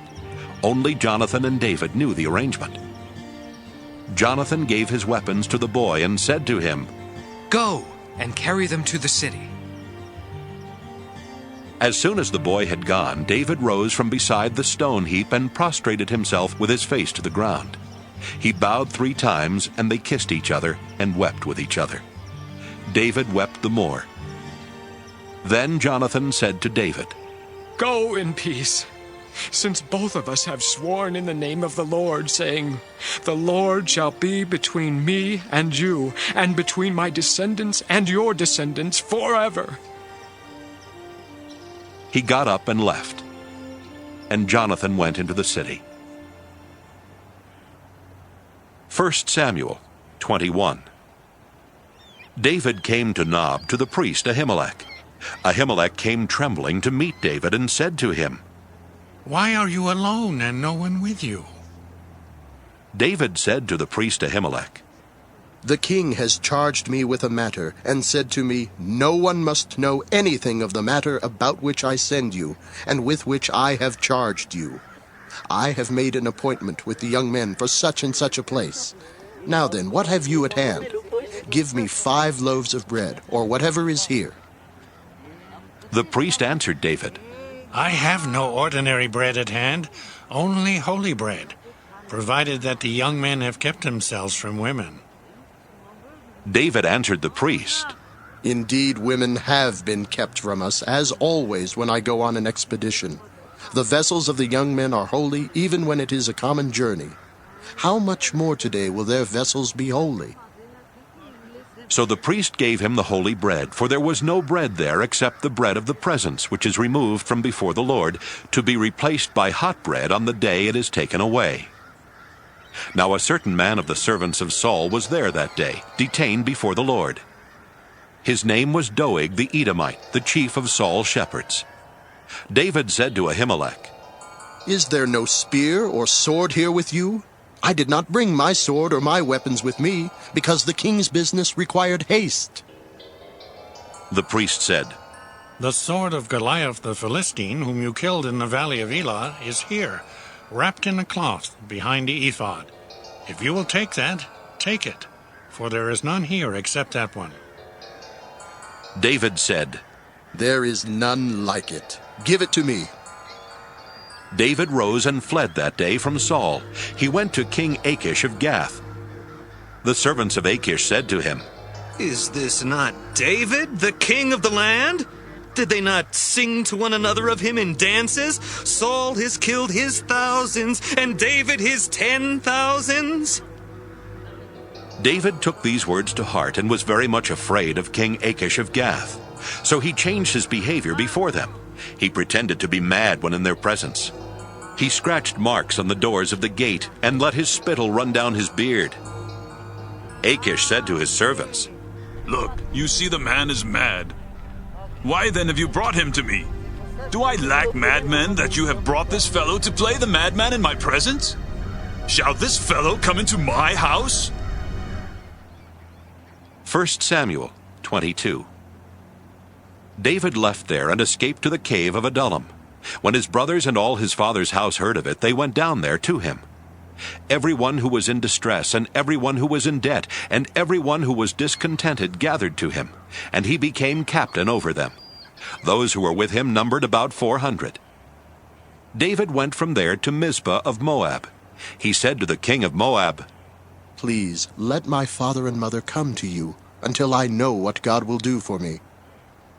He left them with the king of Moab, and they stayed with him all the time that David was in the stronghold. Then the prophet Gad said to David, Do not remain in the stronghold. Leave and go into the land of Judah. So David left and went into the forest of Hereth. Saul heard that David and those who were with him had been located. Saul was sitting at Gibeah under the tamarisk tree on the height, with his spear in his hand, and all his servants were standing around him. Saul said to his servants who stood around him, Hear now, you Benjaminites. Will the son of Jesse give every one of you fields and vineyards? Will he make you all commanders of thousands and commanders of hundreds? Is that why all of you have conspired against me? No one discloses to me when my son makes a league with the son of Jesse. None of you is sorry for me or discloses to me that my son has stirred up my servant against me to lie in wait as he is doing today.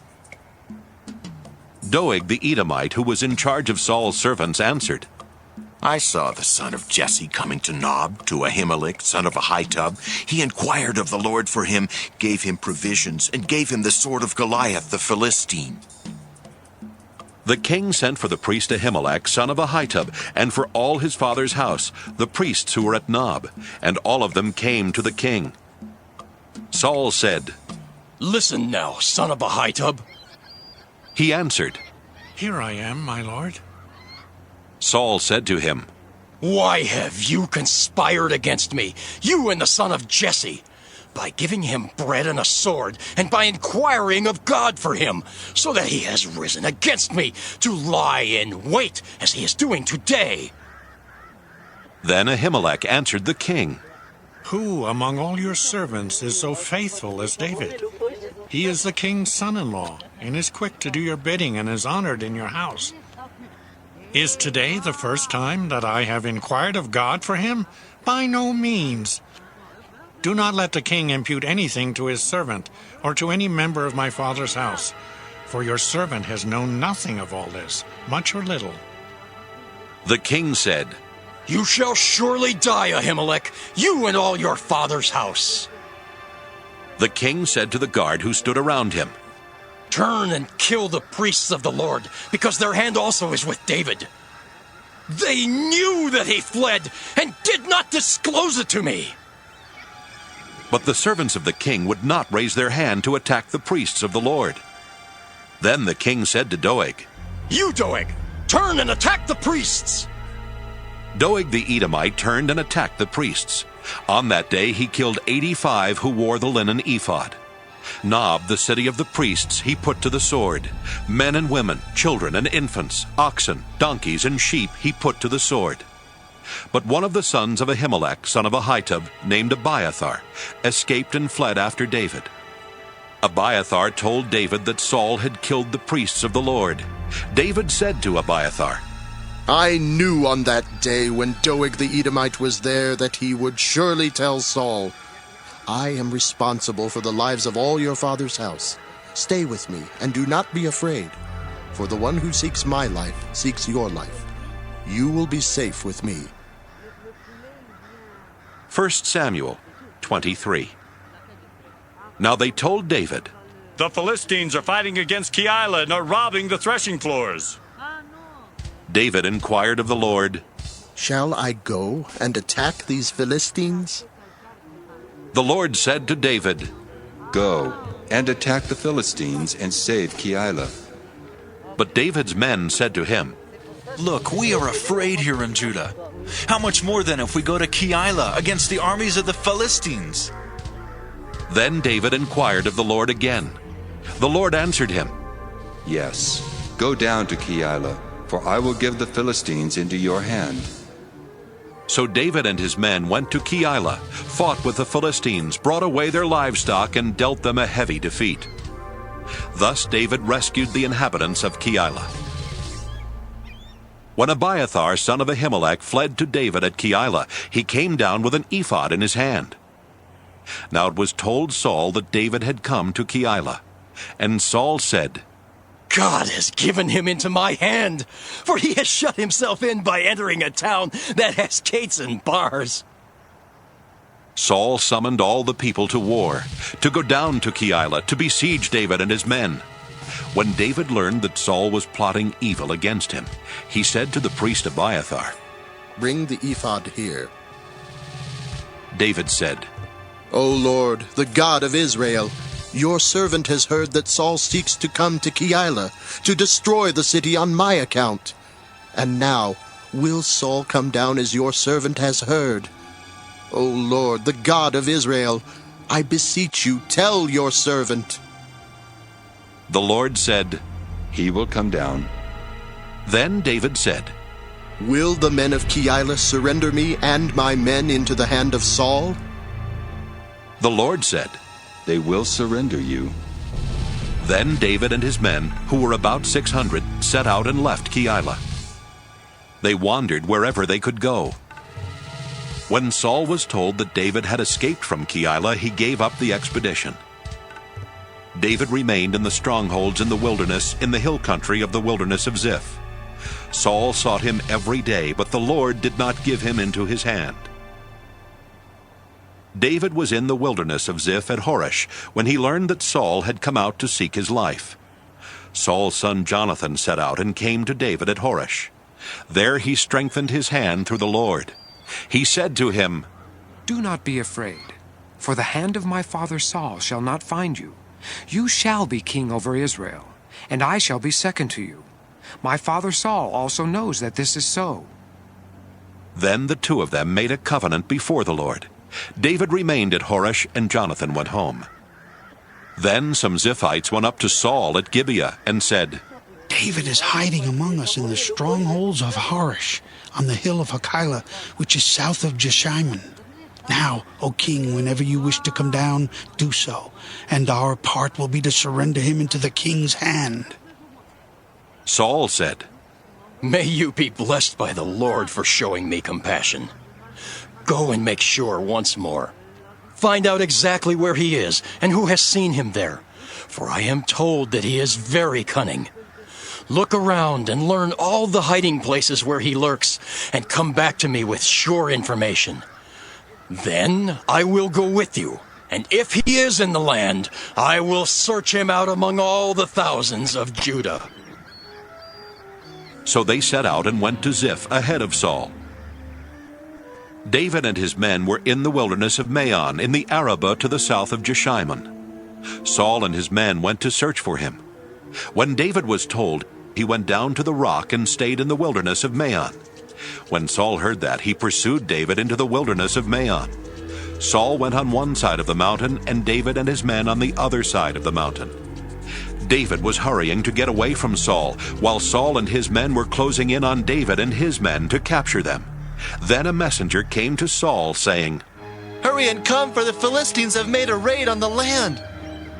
So Saul stopped pursuing David and went against the Philistines. Therefore that place was called the Rock of Escape. David then went up from there and lived in the strongholds of En-Gedi. 1 Samuel 24. When Saul returned from following the Philistines, he was told, "David is in the wilderness of En-Gedi." Then Saul took 3,000 chosen men out of all Israel and went to look for David and his men in the direction of the rocks of the wild goats. He came to the sheepfolds beside the road, where there was a cave, and Saul went in to relieve himself. Now David and his men were sitting in the innermost parts of the cave. The men of David said to him, "Here is the day of which the Lord said to you, I will give your enemy into your hand, and you shall do to him as it seems good to you." Then David went and stealthily cut off a corner of Saul's cloak. Afterward, David was stricken to the heart because he had cut off a corner of Saul's cloak. He said to his men, "The Lord forbid that I should do this thing to my Lord, the Lord's anointed, to raise my hand against him, for he is the Lord's anointed." So David scolded his men severely and did not permit them to attack Saul. Then Saul got up and left the cave and went on his way. Afterwards, David also rose up and went out of the cave and called after Saul, "My lord, the king!" When Saul looked behind him, David bowed with his face to the ground and did obeisance. David said to Saul, "Why do you listen to the words of those who say, 'David seeks to do you harm'? This very day your eyes have seen how the Lord gave you into my hand in the cave, and some urged me to kill you, but I spared you. I said, I will not raise my hand against my Lord, for he is the Lord's anointed. See, my father, see the corner of your cloak in my hand.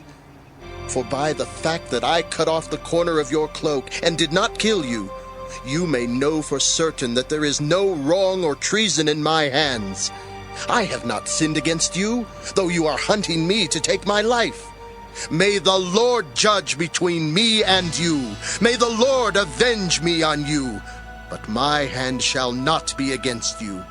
As the ancient proverb says, out of the wicked comes forth wickedness, But my hand shall not be against you. Against whom has the king of Israel come out? Whom do you pursue? A dead dog? A single flea? May the Lord therefore be judge, and give sentence between me and you. May he see to it, and plead my cause, and vindicate me against you. When David had finished speaking these words to Saul, Saul said, "Is this your voice, my son David?" Saul lifted up his voice and wept.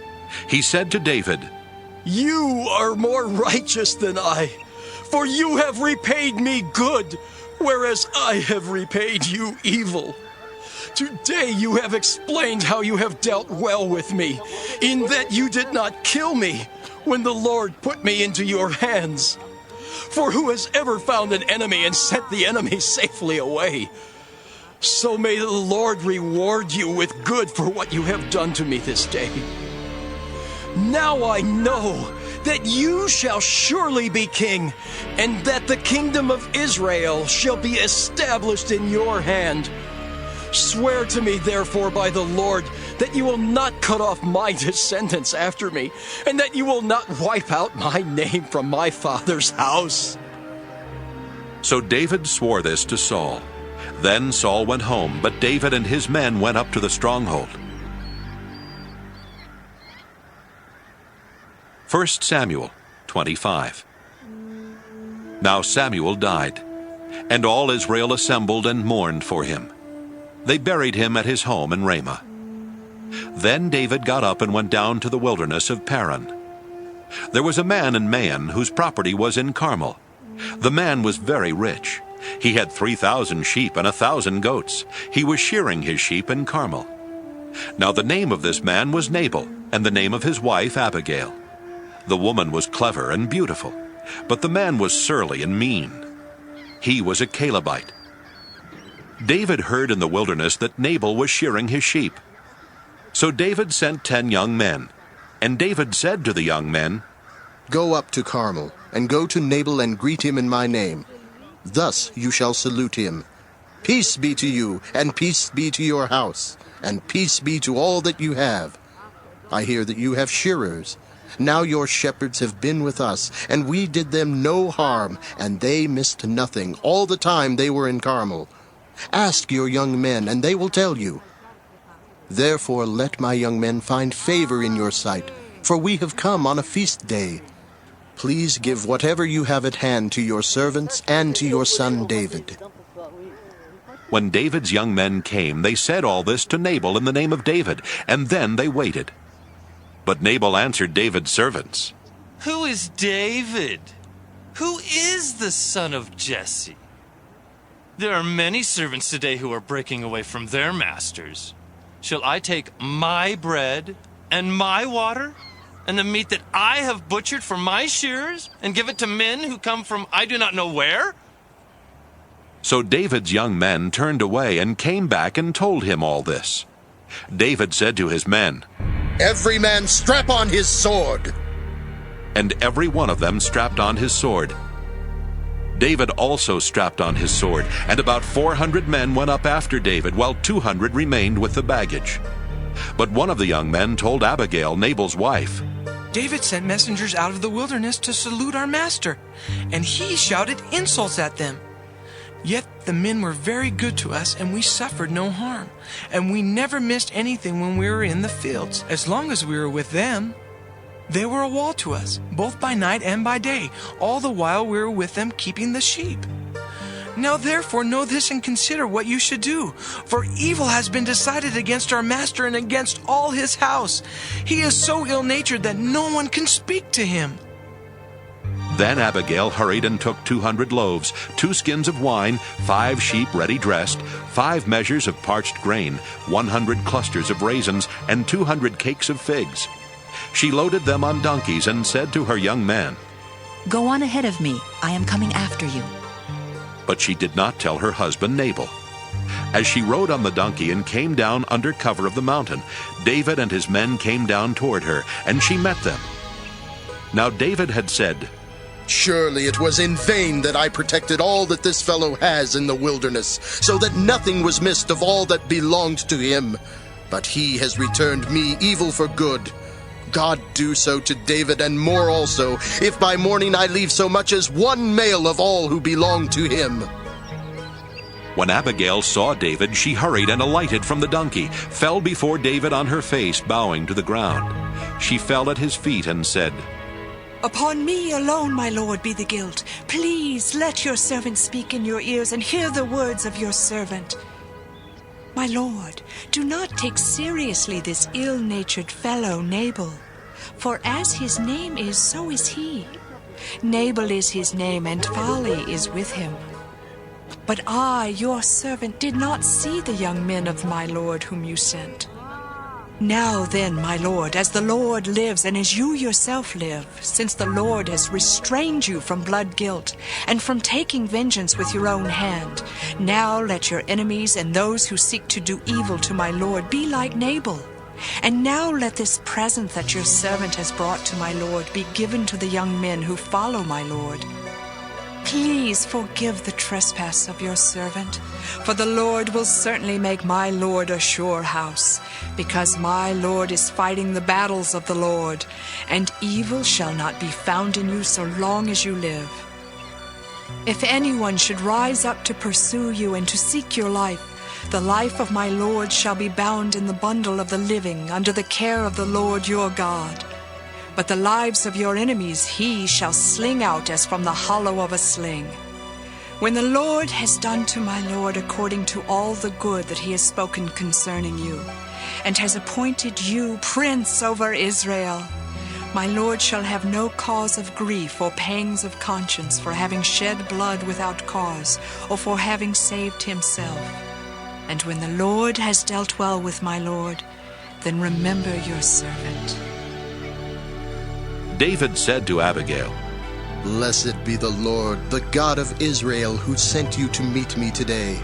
Blessed be your good sense, and blessed be you, who have kept me today from blood guilt, and from avenging myself by my own hand. For as surely as the Lord, the God of Israel, lives, who has restrained me from hurting you, unless you had hurried and come to meet me, truly by morning there would not have been left to Nabal so much as one male." Then David received from her hand what she had brought him. He said to her, "Go up to your house in peace. See, I have heeded your voice, and I have granted your petition." Abigail came to Nabal. He was holding a feast in his house, like the feast of a king. Nabal's heart was merry within him, for he was very drunk. So she told him nothing at all until the morning light. In the morning, when the wine had gone out of Nabal, his wife told him these things, and his heart died within him. He became like a stone. About 10 days later, the Lord struck Nabal, and he died. When David heard that Nabal was dead, he said, "Blessed be the Lord, who has judged the case of Nabal's insult to me, and has kept back his servant from evil. The Lord has returned the evil doing of Nabal upon his own head." Then David sent and wooed Abigail to make her his wife. When David's servants came to Abigail at Carmel, they said to her, "David has sent us to you, to take you to him as his wife." She rose and bowed down with her face to the ground and said, Your servant is a slave to wash the feet of the servants of my lord. Abigail got up hurriedly and rode away on a donkey. Her 5 maids attended her. She went after the messengers of David and became his wife. David also married Ahinoam of Jezreel. Both of them became his wives. Saul had given his daughter Michal, David's wife, to Paltai, son of Laish, who was from Galim. 1 Samuel 26. Then the Ziphites came to Saul at Gibeah, saying, "David is in hiding on the hill of Hakilah, which is opposite Jeshimon." So Saul rose and went down to the wilderness of Ziph with 3,000 chosen men of Israel to seek David in the wilderness of Ziph. Saul encamped on the hill of Hakilah, which is opposite Jeshimon beside the road. But David remained in the wilderness. When he learned that Saul came after him into the wilderness, David sent out spies and learned that Saul had indeed arrived. Then David set out and came to the place where Saul had encamped, and David saw the place where Saul lay with Abner son of Ner, the commander of his army. Saul was lying within the encampment, while the army was encamped around him. Then David said to Ahimelech the Hittite and to Joab's brother Abishai son of Zeruiah, "Who will go down with me into the camp to Saul?" Abishai said, I will go down with you. So David and Abishai went to the army by night. There Saul lay sleeping within the encampment, with his spear stuck in the ground at his head, and Abner and the army lay around him. Abishai said to David, God has given your enemy into your hand today. Now therefore let me pin him to the ground with one stroke of the spear. I will not strike him twice. But David said to Abishai, "Do not destroy him, for who can raise his hand against the Lord's anointed and be guiltless?" David said, "As the Lord lives, the Lord will strike him down, or his day will come to die, or he will go down into battle and perish. The Lord forbid that I should raise my hand against the Lord's anointed. But now take the spear that is at his head and the water jar, and let us go." So David took the spear that was at Saul's head and the water jar, and they went away. No one saw it or knew it, nor did anyone awake, for they were all asleep, because a deep sleep from the Lord had fallen upon them. Then David went over to the other side and stood on top of a hill far away with a great distance between them. David called to the army and to Abner son of Ner, saying, "Abner, will you not answer?" Then Abner replied, "Who are you that calls to the king?" David said to Abner, "Are you not a man? Who is like you in Israel? Why then have you not kept watch over your lord the king? For one of the people came in to destroy your lord the king. This thing that you have done is not good. As the Lord lives, you deserve to die, because you have not kept watch over your Lord, the Lord's anointed. See now, where is the king's spear, or the water jar that was at his head?"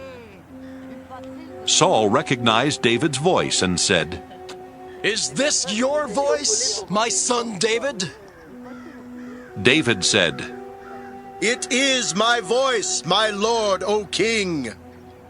And he added, "Why does my lord pursue his servant? For what have I done? What guilt is on my hands?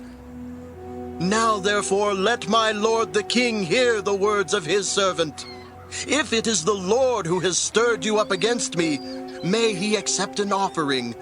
But if it is mortals, may they be cursed before the Lord, for they have driven me out today from my share in the heritage of the Lord, saying, 'Go, serve other gods.' Now therefore do not let my blood fall to the ground, away from the presence of the Lord. For the king of Israel has come out to seek a single flea, like one who hunts a partridge in the mountains." Then Saul said, "I have done wrong. Come back, my son David, for I will never harm you again, because my life was precious in your sight today. I have been a fool and have made a great mistake." David replied, "Here is the spear, O king.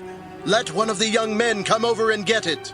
The Lord rewards everyone for his righteousness and his faithfulness. For the Lord gave you into my hand today, but I would not raise my hand against the Lord's anointed. As your life was precious today in my sight, so may my life be precious in the sight of the Lord, and may he rescue me from all tribulation." Then Saul said to David, "Blessed be you, my son David. You will do many things and will succeed in them." So David went his way, and Saul returned to his place. 1 Samuel 27. David said in his heart, I shall now perish one day by the hand of Saul. There is nothing better for me than to escape to the land of the Philistines. Then Saul will despair of seeking me any longer within the borders of Israel, and I shall escape out of his hand. So David set out and went over, he and the 600 men who were with him, to King Achish son of Maoch of Gath. David stayed with Achish at Gath, he and his troops, every man with his household, and David with his 2 wives, Ahinoam of Jezreel and Abigail of Carmel, Nabal's widow. When Saul was told that David had fled to Gath, he no longer sought for him. Then David said to Achish, If I have found favor in your sight, let a place be given me in one of the country towns, so that I may live there. For why should your servant live in the royal city with you? So that day Achish gave him Ziklag. Therefore Ziklag has belonged to the kings of Judah to this day. The length of time that David lived in the country of the Philistines was 1 year and 4 months. Now David and his men went up and made raids on the Geshurites, the Girzites, and the Amalekites. For these were the landed settlements from Telam on the way to Shur and on to the land of Egypt. David struck the land, leaving neither man nor woman alive, but took away the sheep, the oxen, the donkeys, the camels, and the clothing, and came back to Achish. When Achish asked, Against whom have you made a raid today? David would say, Against the Negev of Judah, or against the Negev of the Jerahmeelites, or against the Negev of the Kenites. David left neither man nor woman alive to be brought back to Gath, thinking, They might tell about us and say, David has done so-and-so. Such was his practice all the time he lived in the country of the Philistines. Achish trusted David, thinking, He has made himself utterly abhorrent to his people Israel. Therefore he shall always be my servant. 1 Samuel 28. In those days the Philistines gathered their forces for war to fight against Israel. Achish said to David, You know, of course, that you and your men are to go out with me in the army. David said to Achish, Very well. Then you shall know what your servant can do. Achish said to David, Very well. I will make you my bodyguard for life. Now Samuel had died, and all Israel had mourned for him and buried him in Ramah, his own city. Saul had expelled the mediums and the wizards from the land. The Philistines assembled and came and encamped at Shunem. Saul gathered all Israel, and they encamped at Gilboa. When Saul saw the army of the Philistines, he was greatly afraid, and his heart trembled greatly. When Saul inquired of the Lord did not answer him, not by dreams, or by Urim, or by prophets. Then Saul said to his servants, Seek out for me a woman who is a medium, so that I may go to her and inquire of her. His servants said to him, There is a medium at Endor. So Saul disguised himself and put on other clothes and went there, he and 2 men with him. They came to the woman by night, and he said, Consult a spirit for me, and bring up for me the one whom I name to you. The woman said to him, Surely you know what Saul has done, how he has cut off the mediums and the wizards from the land. Why then are you laying a snare for my life to bring about my death? But Saul swore to her by the Lord, As the Lord lives, no punishment shall come upon you for this thing. Then the woman said, Whom shall I bring up for you? He answered, Bring up Samuel for me. When the woman saw Samuel, she cried out with a loud voice, and the woman said to Saul, Why have you deceived me? You are Saul. The king said to her, Have no fear. What do you see? The woman said to Saul, I see a divine being coming up out of the ground. He said to her, What is his appearance? She said, An old man is coming up. He is wrapped in a robe. So Saul knew that it was Samuel, and he bowed with his face to the ground and did obeisance. Then Samuel said to Saul, "Why have you disturbed me by bringing me up?" Saul answered, I am in great distress, for the Philistines are warring against me, and God has turned away from me and answers me no more, either by prophets or by dreams. So I have summoned you to tell me what I should do. Samuel said, "Why then do you ask me, since the Lord has turned from you and become your enemy? The Lord has done to you just as he spoke by me. For the Lord has torn the kingdom out of your hand and given it to your neighbor David. Because you did not obey the voice of the Lord and did not carry out his fierce wrath against Amalek. Therefore the Lord has done this thing to you today. Moreover, the Lord will give Israel along with you into the hands of the Philistines. And tomorrow you and your son shall be with me. The Lord will also give the army of Israel into the hands of the Philistines." Immediately Saul fell full length on the ground, filled with fear because of the words of Samuel. And there was no strength in him, for he had eaten nothing all day and all night.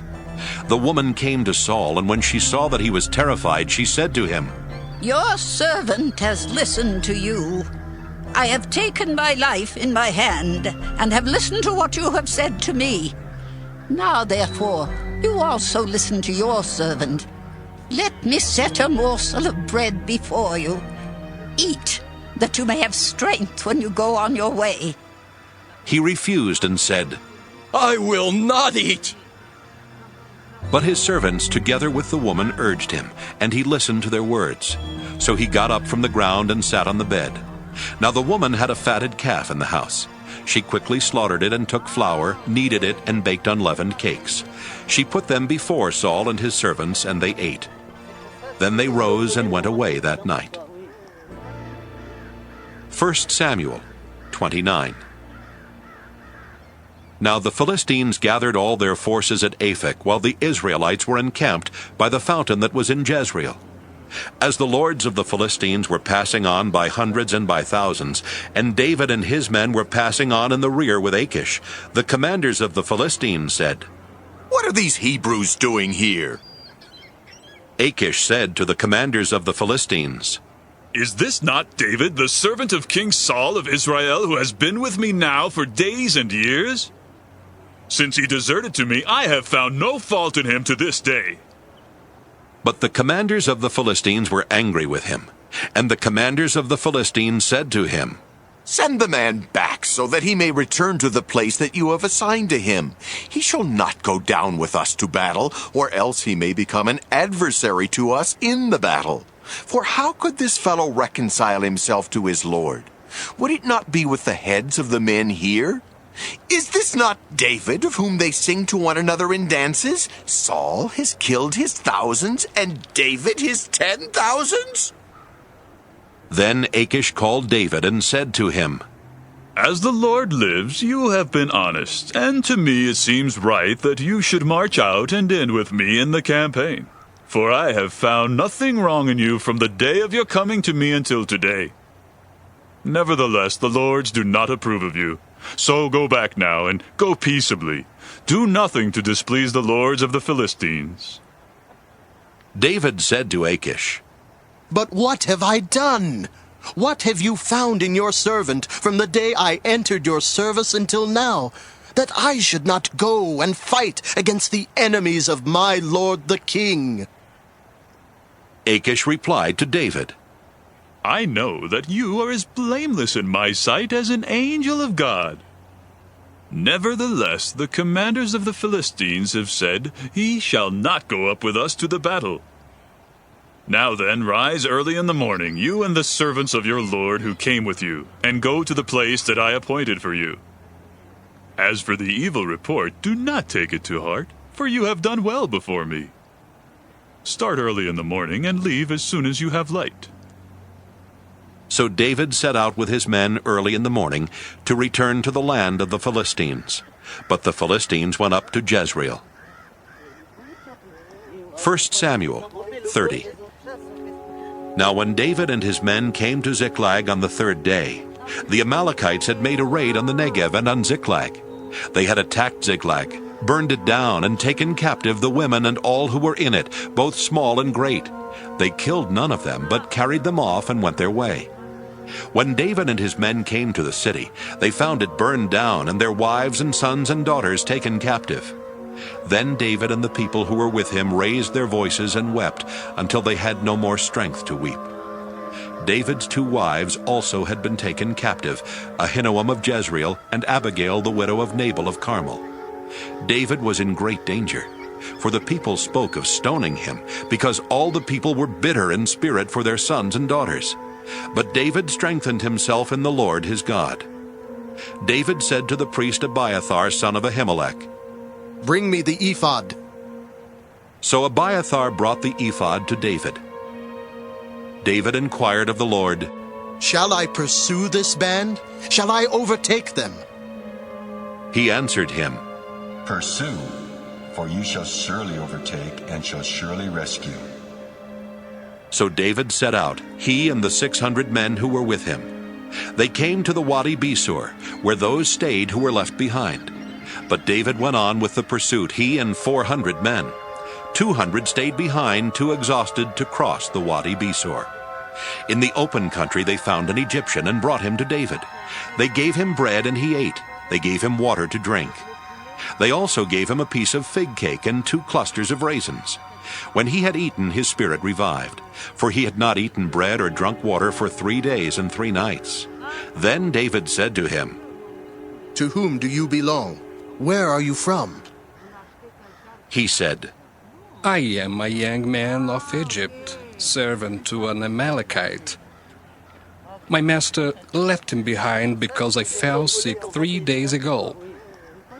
We had made a raid on the Negev of the Kerethites, and on that which belongs to Judah, and on the Negev of Caleb, and we burned Ziklag down. David said to him, "Will you take me down to this raiding party?" He said, Swear to me by God that you will not kill me, or hand me over to my master, and I will take you down to them. When he had taken him down, they were spread out all over the ground, eating and drinking and dancing, because of the great amount of spoil they had taken from the land of the Philistines and from the land of Judah. David attacked them from twilight until the evening of the next day. Not one of them escaped except 400 young men who mounted camels and fled. David recovered all that the Amalekites had taken, and David rescued his 2 wives. Nothing was missing, whether small or great, sons or daughters, spoil or anything that had been taken. David brought back everything. David also captured all the flocks and herds which were driven ahead of the other cattle. People said, "This is David's spoil." Then David came to the 200 men who had been too exhausted to follow David, and who had been left at the brook Besor. They went out to meet David and to meet the people who were with him. When David drew near to the people, he saluted them. Then all the corrupt and worthless fellows among the men who had gone with David said, "Because they did not go with us, we will not give them any of the spoil that we have recovered, except that each man may take his wife and children and leave." But David said, "You shall not do so, my brothers, with what the Lord has given us. He has preserved us and handed over to us the raiding party that attacked us. Who would listen to you in this matter? For the share of the one who goes down into the battle shall be the same as the share of the one who stays by the baggage. They shall share alike." From that day forward he made it a statute and an ordinance for Israel. It continues to the present day. When David came to Ziklag, he sent part of the spoil to his friends, the elders of Judah, saying, "Here is a present for you from the spoil of the enemies of the Lord." It was for those in Bethel, in Ramoth of the Negev, in Jattir, in Aroer, in Siphmoth, in Eshtemoa, in Rachel, in the towns of the Jerahmeelites, in the towns of the Kenites, in Hormah, in Boration, in Athak, in Hebron, all the places where David and his men had roamed. 1 Samuel 31. Now the Philistines fought against Israel, and the men of Israel fled before the Philistines, and many fell on Mount Gilboa.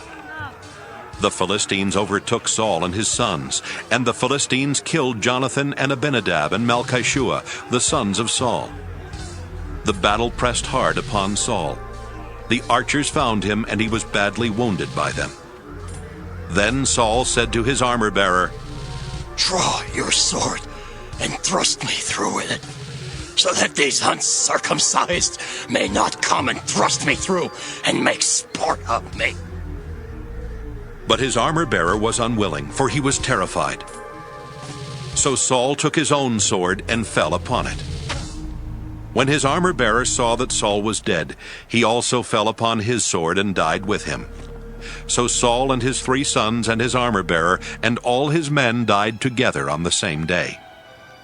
When the men of Israel who were on the other side of the valley and those beyond the Jordan saw that the men of Israel had fled, and that Saul and his sons were dead, they forsook their towns and fled, and the Philistines came and occupied them. The next day, when the Philistines came to strip the dead, they found Saul and his 3 sons fallen on Mount Gilboa. They cut off his head, stripped off his armor, and sent messengers throughout the land of the Philistines to carry the good news to the houses of their idols and to the people. They put his armor in the temple of Astarte, and they fastened his body to the wall of Bethshan. But when the inhabitants of Jabesh-Gilead heard what the Philistines had done to Saul, all the valiant men set out, traveled all night long, and took the body of Saul and the bodies of his sons from the wall of Bethshan. They came to Jabesh and burned them there. Then they took their bones and buried them under the tamarisk tree in Jabesh, and fasted 7 days.